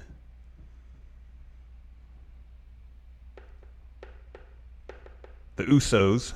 Oh, and I need a woman, Shayna Baszler. That's good. Yeah. Ember Moon for me. That's a good one. I think I go over because it's Undisputed Era. No, I got Minoru Suzuki. I go over. We're undisputed. Your team is all over the map. Mine is No, it's well-rounded. unified, undisputed. Crazy. Your team isn't. I mean, like, you didn't. There's not much creativity behind your team. You just took an existing faction and relabeled them. Steve Club. Did you see the little iPhone video where Fabian Eichner shows up? No. It's just another one where this time instead of just like three of them, they're all walking like near a pond somewhere. and Adam Cole's saying, it doesn't matter who they put in front of me. It could be Oni Lorcan again. It could be Fabian. It could be, and then Fabian just shows up. That's funny. He talks some crap, and then they walk away and just start laughing at him. And then again, they all do the thing, and Roderick Strong says, I still can't. I think Adam Cole says something like, next time. That's funny. They're the best. How to lose at video games. Power rank Steve's top 5 midlife crisis bands. Do you see that Phil Collins is going on tour? Yeah, man. I saw that. Oakland. Ooh. Oakland is closest he's coming to here. Oh, man. Hyped about that. So what other bands are you going to get into randomly at this stage in your life? It's just metal, dude. That's all right. it is. Four Because other- I'm well-rounded otherwise. 4 other metal bands other than Slayer. then. Oh, easily. Okay. Slayer, Anthrax, Pantera, and It's 3.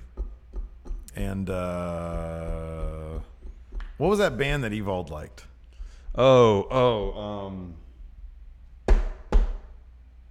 What is it? Put a bullet in my head. Yeah, I know the if you song, are too. truly my friend. Gosh, I can't It's think not of the name. it's not the Trail of. No, what was it? God, what was it? Oh, look up that lyric now.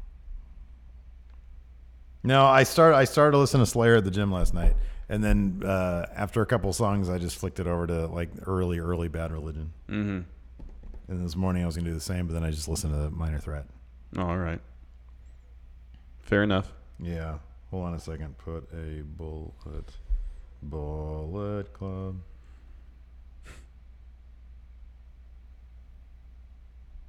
I'll find another question. All right. Braun's grappling hook. Would you like to see a first ever tag team Money in the Bank match? Who would win? Yeah, I think it'd be great. There's like some really grim things when you look that up. So Did you put song lyric on there as well? no. Should probably do that. Who would win the first tag team Money in the Bank ladder match?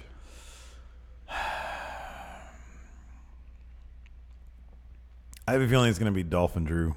Oh, I was going to say Authors of Pain. Yeah, I that was my first, but then I don't think so. Penultimate Tommy Wiseau. I got the lyric wrong because it's not on here. Penultimate Tommy Wiseau. Stone Cold had Mr. McMahon and Triple H. Cena had Edge and CM Punk. Batman has the Joker. Yeah. Superman has Lex Luthor. Who exactly is Roman Reigns' foil? Vince McMahon, creative. Michael Hayes.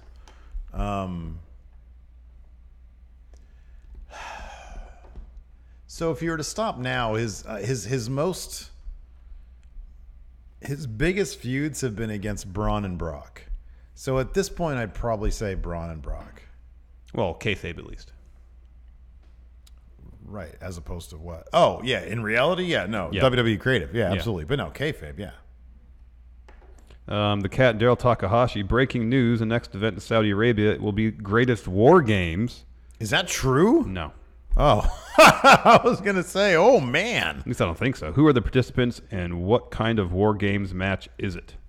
Well, I mean, there's only one time a War Games match. It's 2 rings, 2 cages, 3 teams. Yeah.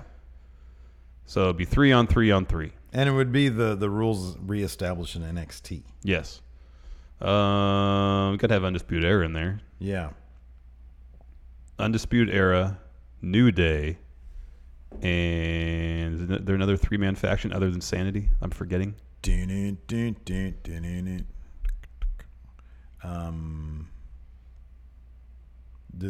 are those new dudes named? Fallen Sons? Forgotten Sons. Do they have a third guy? No. Oh, never mind then. Undisputed Era, New Day. Yeah. Could be main roster. Okay. Sanity. Other than Sanity, they're in the last match. So I'm trying to think of another faction. 3-man faction. Oh, there's a Pain and Roderick Strong. They were in the last match too. My God. Baron Corbin and the Revival. The Club and/or Balor Club. Oh, there you go. That's the answer. That's good. That's the answer. Great question here. From How to Lose at Video Games. Kayfabe reason Baron didn't crash the Backlash segment with Jose, New Day, and all them. Oh, that's a good question. I think because he was looking backstage. No, Ferrari. That's your answer. Is just Ferrari. I think he was looking for something musical to play. Hey, what are those things? The maracas? Is that the thing? Yeah. Hey, does anybody have maracas? I want some because they've got little. I like to do that. It's like a little baby rattle. I'm not Baron Corbin. Don't call me a baby. I just learned from a trivia video that Cultaholic did the other day that Undertaker suffers from a phobia of cucumbers. How do you suppose Mark Calloway would react if another wrestler teased him about that? Hey, Mark. Yeah? Want a pickle? Oh, I love pickles. I'm terrified of cucumbers. Well, you know what pickles are made out of. I've never really thought about that. What are they made of? Cucumbers. Wait, who are you right then? I don't know. Let's try and make it dramatic. Cucumbers. Powers the darkness. Powers the darkness. Send that cucumber back to hell. You said cucumbers. That's a good question. Jeffrey Nguyen. If Braun wins at Money in the Bank, should he call his cash in ahead of time just like RVD? If who now? Braun. If Braun. Oh, man. Hey, smartest thing anybody would do because of the payday. There's no guarantees you can get a Mania card these days. Main event WrestleMania, man. Main event WrestleMania. Wasn't that Mr. Anderson's plan? Maybe everybody just sees how it worked out for him. Maybe. But I thought that was like storyline wise, I thought that'd be great. Like if Nakamura had won last year, to say main event at Mania. But maybe they think, well, in theory, the winner of the Rumble gets the main event at Mania, and it doesn't ever happen. No, I would get it, and I'd say, I want this Money in the Bank match to finish WrestleMania, to be the last match at WrestleMania. I don't care what Roman Reigns is doing. I don't care what Undertaker or Cena are doing. I want to be in the last match for the Universal title at WrestleMania. Yeah. Keegan Green, with Ember being in the Money in the Bank match, what are the odds of a top-of-the-ladder eclipse? 100%. Totally going to happen. Apparently she's done it before. I still have to watch that match where she did it on the indie circuit. Gloria Steve Klain. Hey, friendos. Is Batista a future Hall of Famer? If he wants to be, yeah. Yeah, if he wants to be. Drake Height, this is a great question. If Vince finally realized that Roman isn't working and decided to pull the plug on the Roman experiment, what would that look like? Would he be a jobber, average mid-card guy? What would that look like? Give me a parallel. I would think Dean Ambrose would be kind of a close parallel. A guy who's always kind of at the top. I consider Dean like a solid, perpetual upper mid-card guy, even if he's in the kickoff show. Yeah. He's always there. So I would consider Roman that. Maybe, or even like what Braun's doing now, that's where Roman would land. He would be involved kind of on the periphery of the upper mid-card, but yeah. Yeah. He would always kind of be threatening there to do something in the main event scene.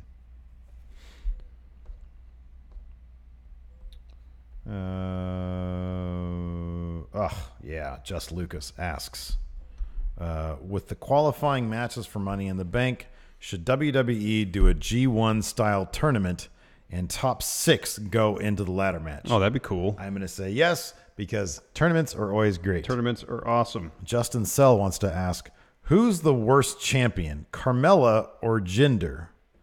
So I'm actually a fan of both. Yeah. However, if we have to accept the premise of the question, who's worse, I would say as champion, given that Carmella just beat Charlotte cleanly and Charlotte ended Asuka's streak, I would say Jinder is worse. Yeah, because he ever won a title match clean. No, he didn't.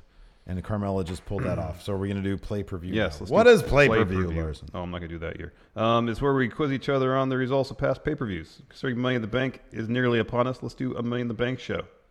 Okay. I have Money in the Bank 2010. It has 9 matches. What year did you say you were not going to do? Oh, 2011. Why is that? Because that's CM Punk John Cena year. Oh, yeah. And we know the result of that match. You know that one at least. All right, hold on a second. Let's see here.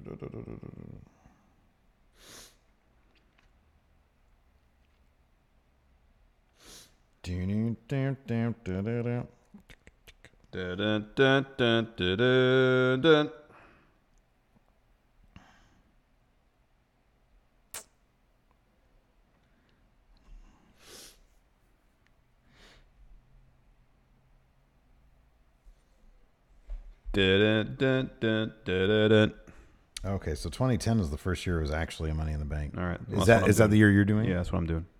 Okay. I will do 2013, I guess.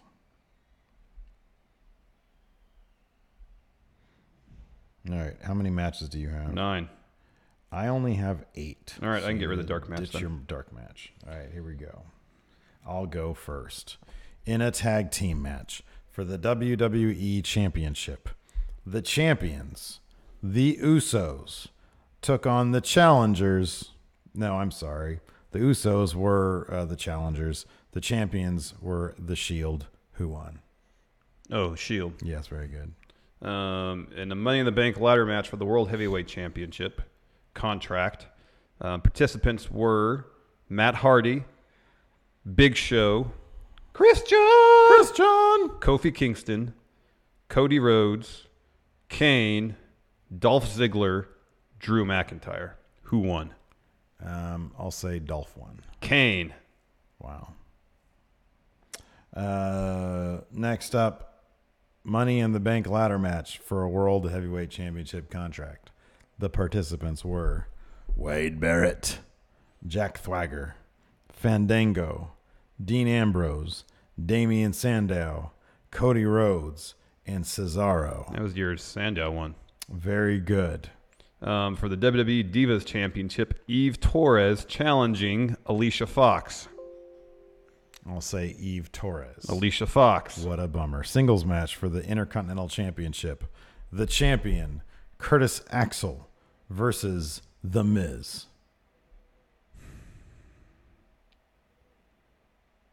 The Miz. Wrong. Curtis Axel. Oh, that was Face Miz.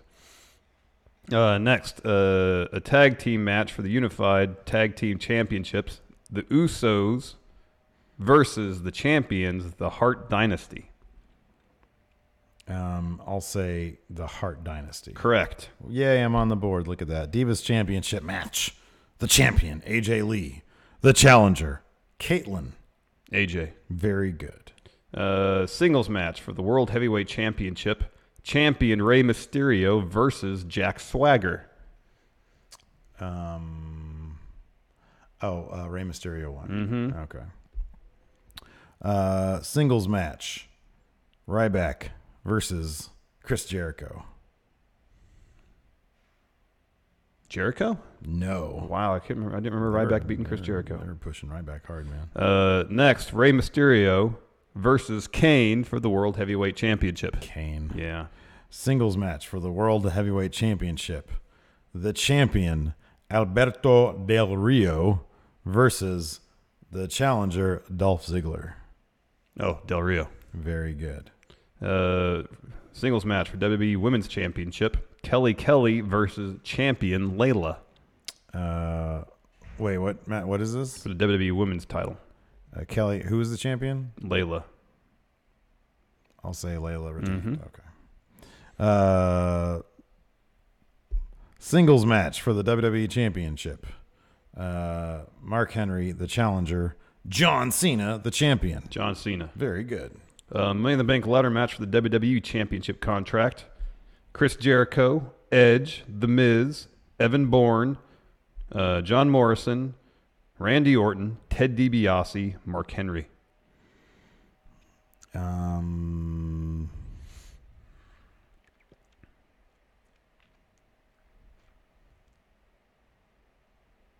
Read those names off again. Chris Jericho, Edge, The Miz, Evan Bourne, John Morrison, Randy Orton, Ted DiBiase, Mark Henry. Edge. Miz. Bummer. Oh, that makes sense. Let's see here. And then Money in the Bank ladder match for WWE Championship contract. Sheamus, RVD, Daniel Bryan, CM Punk, Randy Orton, Christian. Sorry, read him again. Sheamus, RVD, Daniel Bryan, CM Punk, Randy Orton, Christian. Randy Orton. Very good. Main event, WWE Champion Sheamus versus John Cena. What year was this? 2010? Yeah. Probably Sheamus? Yeah. Okay, nice. I won by one. Oh, you got 6? What a bummer. All right. Well done. Well done. How are we on time? We're way over time. Cool. We're hecka good. Okay, anyways, we have one last little bit of business for our CastBox sponsorship. Correct. So we're going to run that. And until next time, we'll talk to you guys later. Bye. Hey, friendos, big news. We have partnered with this awesome app, CastBox, and our podcast is now a CastBox original. Going in Raw will still be available everywhere you listen to our podcast, but we hope you check out CastBox. Link is in the description.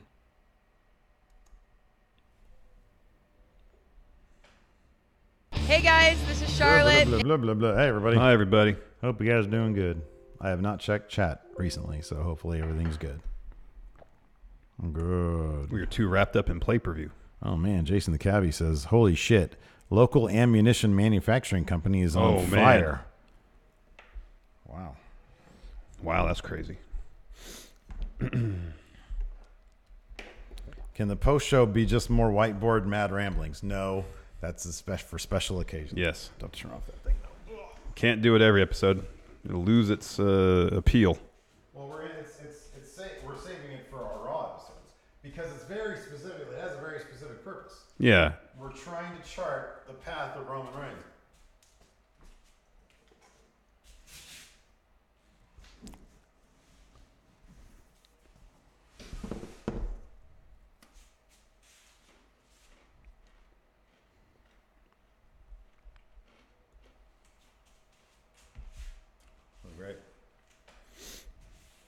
Was that the direction you were going to take that bit, or did I completely sidetrack it from your original intentions?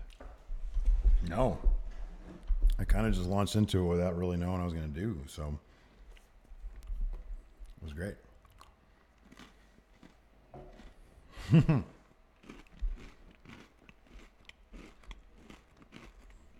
you see the Iconics t-shirt? I think so. It's not bad. Also asked, what's my favorite Jarritos flavor?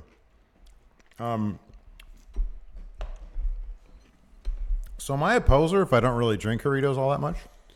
Well, I've had it in the past. I mean, it's orange. I always go to orange. Okay. It's orange. All right. But that being said, I'm not like a big mark for it. All right. I don't know all the flavors. So, but I'm wearing the shirt. Yeah. Kevin Jenkins, Larson, will you bring back the guitar? I might get, if I some money or some month, if I happen to have a surplus couple extra $100, I might go out and procure myself a new acoustic and bring it in here. You should do it, man. Because my acoustic needs to be refretted. This is the very first guitar I ever got. It's more than 20 years old, and it wasn't an expensive one to begin with. Kyle Young wants to know, if Scott Steiner was your best man, what would his toast speech be? He'd start talking about having sex with all the women in attendance. Blue Monkey G, what's for lunch? I brought some soup. I brought some chicken. Some what? Chicken. Oh, okay. Since my tummy's been a little weird, I've just been eating a lot of soup. I was going to say we should go over to the friggin' deli and get a panini and eat it there while we figure out count out. Oh, we can do that. Because it's a lovely day. It is a nice day. And I wouldn't mind a panini outside. All right. Because I'm not really inspired by the chicken I brought. So.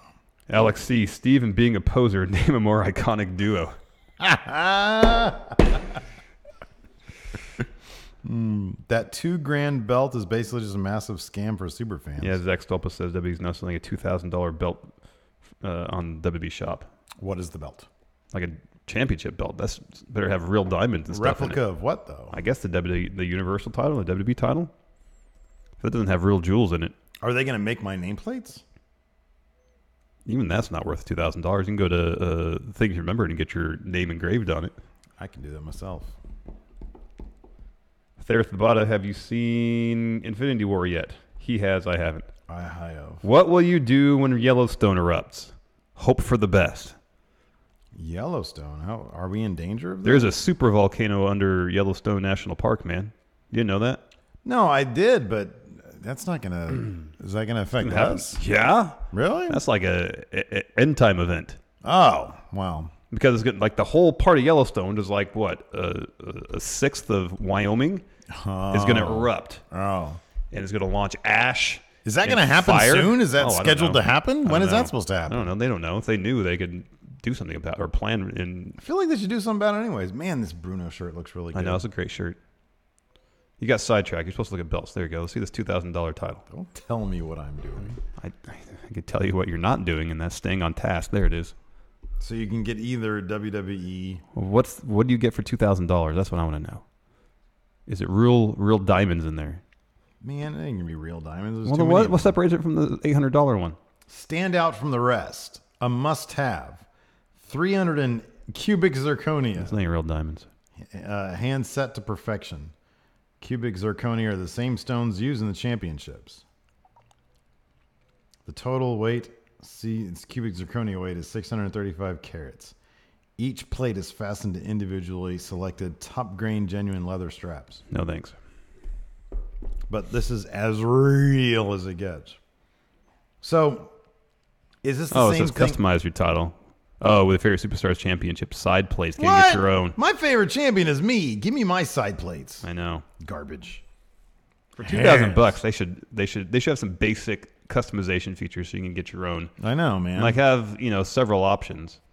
Couple font options with your initials. Something, yeah. or give you a few options to design your own logo or something like that. Yeah. I mean, nothing is crazy. I don't know. Like Nike ID can make you custom shoes. They can't muster up something so they can give you 10 different options for a side plate. Combine them in various ways, make it somewhat customized. It's fucking bullshit. For $2,000. Ramiro Magdaleno wants to know, Steve, would you walk around in socks instead of being barefoot? I do that during the wintertime at my house. But I just wear slippers. During the wintertime here. I wear socks. During the wintertime here, no, I'll just wear shoes. My only thing about not like, what am I going to just wear slides through, like in the office? That's weird. It's just easier to wear nothing. You can just wear real shoes. Why do that when I prefer slides during the summer? Why do you prefer slides during the summer? Because they're more comfortable. My feet get to breathe. I've always been a flip-flop slides guy. Yeah, you love your flip-flops. Mm-hmm. I can't stand flip-flops. I don't know why. It's weird. I don't like having dirty feet. Doesn't really bother their feet, man. I understand. Their feet. I feel like I'm tracking dirt everywhere I go. Really? Yeah. I didn't even think about that. You don't think about that? Obviously. Well, I'm not stomping around in the mud. No, I know, but there's dirt on. When you walk on the ground, there's dirt that gets kicked up. Yeah, but I got a slide in between my foot and dirt. Look at the bottom of your foot again. Yeah, no, it's dirty. Yeah. Yeah. That's all the evidence I need. Wow, that's like super dirty. That I'm correct. Yeah. That and then flip-flops make my feet hurt. Well, that's just something else, man. It's hard to top the comfort of Adidas Ultra Boost, man. Yeah, I like my feet to breathe. Yeah, these shoes breathe really well. Not as much as not having shoes on. I'll just not wear socks then, because then that I don't like. I won't do it all day. Then the inside of your shoes get tinky. If I do it all day, but feet. usually my feet don't sweat that bad. Yeah. It's weird that that one can wear a sock and it prevents your foot from sweating. Yeah, that is weird. It's strange. Yeah, I know. What's the science behind that? It's an extra layer. I think it would make it more apt to sweat. I don't know. Shoe material? I don't know. Alex, he said Steve's feet have liver disease based on how yellow they are. They're really gross. Like I get to the point where like the bottom are just like it's like pure black, and it's crusty because you get calluses. It's really gross. I can't do that. And I got like big calluses right there. It's gross. I can't handle that. It's nasty. Don't get me wrong. I understand it's gross, but it's very comfortable. And in the end, that's all that really matters. I had to stop myself from wearing my like some really like it was like a big gym status almost. I have some cut off sweat shorts that I have that just have, but they're so comfortable. But they have like holes in the crotch. Yeah, I have a pair of jeans that where the seam is, where the fly meets, where the legs meet. Mm-hmm. Started getting a hole right there. Mm-hmm. They've got a pea-sized hole, and I didn't feel comfortable wearing them out in public. I mean, I wear underwear, so not like anybody's going to see anything. But nonetheless, I don't really consider this public. This is like just this is just an extension of my house. I just have to drive to a different part of my house. This is a professional environment. I choose to keep it professional. But we don't have employees. It's you and me. Irrelevant. I don't have to be professional in front of you. Irrelevant. What if people come in? Nobody comes in.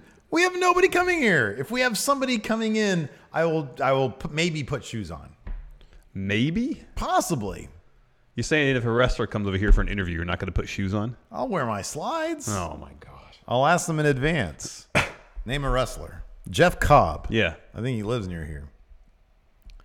Are you cool with me just wearing slides when you come in for an interview?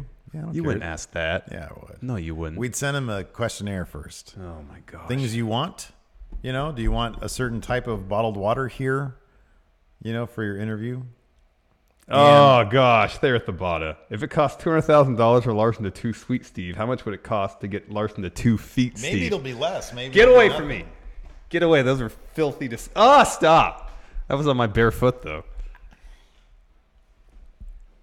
Why are your floors so dirty? Asks the Blue Monkey G. Because my feet evidently make them dirty. I think it's your feet. Oh. The dirt is spreading from your feet to the floor here in the office. Oh, man.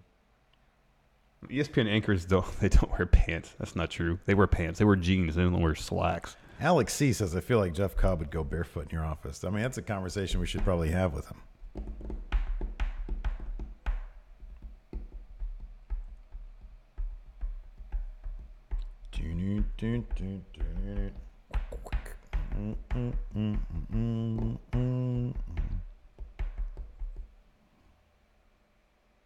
Yeah, Matt Riddle would probably wear. He'd be cool. Oh, yeah. That dude's always barefoot.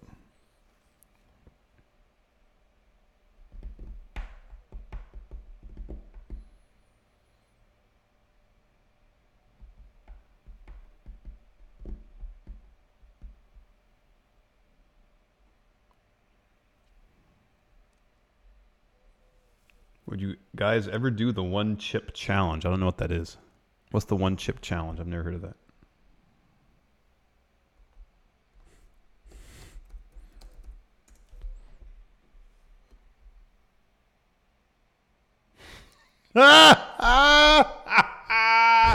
Oh, that's great. Who did that? Oh, who is this? Is that Rich Hardesty? Did you do that? That's a really good Photoshop. Oh, is this some super spicy chip?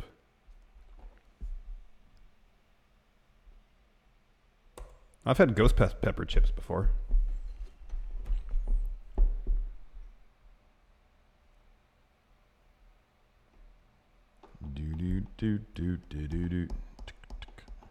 Hey, Julian Morris. I don't wear sandals first of all, but I definitely wouldn't wear socks with them.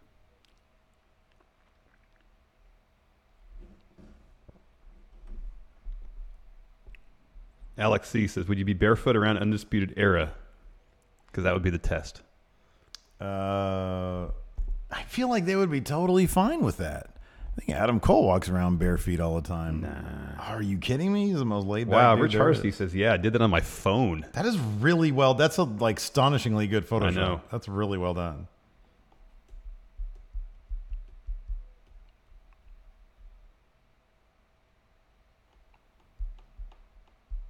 Does Steve wear socks with slides? No. No, I don't get that. I see people do that. I know it's like the cool thing to do. It's like you can do that and be sort of in style or whatever.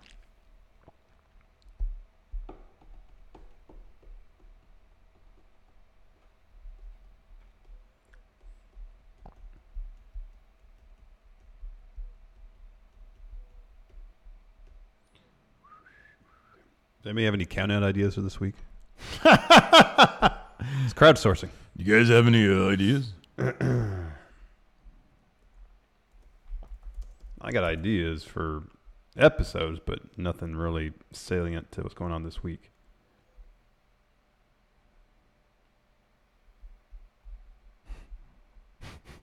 That is really good.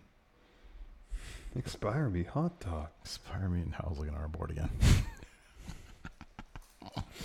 Very excited about the Roman board, about the Nash board. Mr. Dope, have you guys heard the God's Plan parody? Is that the LeBron one? Bronze Plan? LeBronto? That's funny. They swept the Raptors, huh? Yep. Stevie Bradley, anyone enjoy crop dusting? I don't know if I enjoy it, but I mean, I do it. Zach Stolpa, 10 wrestlers who should win Money in the Bank. That's not a bad idea. 10 wrestlers who should. Ooh, okay. And 10 wrestlers who shouldn't. Okay, that's cool. That works. Number 1, Baron Corbin shouldn't. Yeah, shouldn't. No way. You should never be. You shouldn't even be eligible if you squandered your opportunity. I know.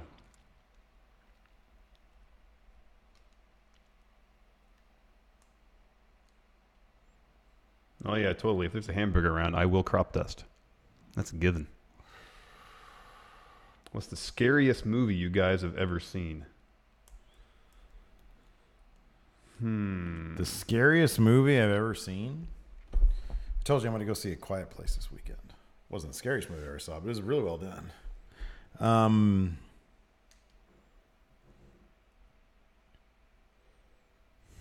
don't feel like I really get scared during movies. Yeah. Maybe creeped out, but... Oh! Remember the first time we saw Blair Witch? Yeah. Oh, yeah. Oh, yeah. That's what it was. It was before it was out in theaters. It was before anybody knew anything about that movie. Well, it had already played like Sundance or something like that. Yeah, it had played like a festival. We didn't know anything Yeah, we didn't know anything about it. So a buddy of ours from film school got a copy of it, and then he had a little recording studio like way in the back of his backyard. Yeah. So we were really isolated from like the main house. And so it was, I don't know, like 5 or 6 of us in this little room, no lights on, watching a movie that we had never heard of. Yeah. That movie is incredibly well done if you don't know dick about it. Yeah, if you know nothing about it, yeah. And then like a couple months later, they're all on the cover of like... Well, it's covered in LA Times on the entertainment section, yeah. Yeah. But if you don't know anything about that movie, back then, especially back then, like, you know, obviously there was internet, but, you know, it wasn't nearly what it was today. There was no buzz about anything. And it was on a VHS tape. He pops it in. Yeah, no, that's. I'm glad you brought that up. Bye, Jason the cabbie. Goodbye, friend.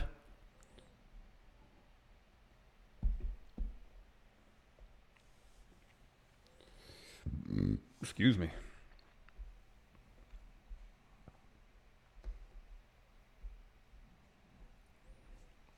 Zach Stolpa wants nothing to do with exorcism or the devil. The devil. Well, The Exorcist is good. The first one's a good movie. I don't know if I've ever actually seen that. I've seen all the clips from it. I've never actually seen the movie. Pea soup stuff and all that. Yeah. I think it. I know it was for a while, Alex. Maybe one of the Paranormal Activity. I think that might have maybe dethroned it.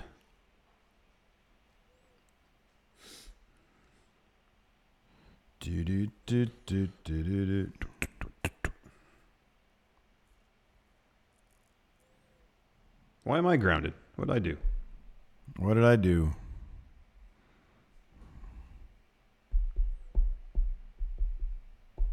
Why am I grounded? I don't know, man. Ask Mr. Michael Law. Mr. Michael Law, why am I grounded? Why is he grounded? Why am I grounded? What did I do? You're a son of a bitch. No, I'm not. You're always giving me shit. I'm a perfectly pleasant individual. So judgmental about my feet. I can't do anything. I can't be me around you, man. I can't do me around you. Jeffrey Nguyen, what movie would you like to see a modern remake of? Here's a movie that in the right hands could be really good. The Black Hole. It's good. I really like it. But it could be redone. Yeah. And be interesting. Top 10 soups that aren't soup. Chili. Technically speaking, it is a soup, but it's kind of transcended soup. Doesn't pass the fridge test. Stew. Yeah. It's chunky soup. Yeah. I'm not a stew fan. Oh, a good beef stew is really good. Put a bunch of pepper in it. Oof. Yeah. Oof. Oof. Tortilla soup. Just like a bunch of cheese. What? Tortilla Well, soup. there's cheese on the surface, but it's not made of cheese. That's very much soup. Yeah, I guess. To me, it doesn't feel like soup. Maybe a chowder, because it's soup, but it's like the broth is more viscous. They at the bottom wants to know when we're getting Bad or Rad back. Eventually. At some point.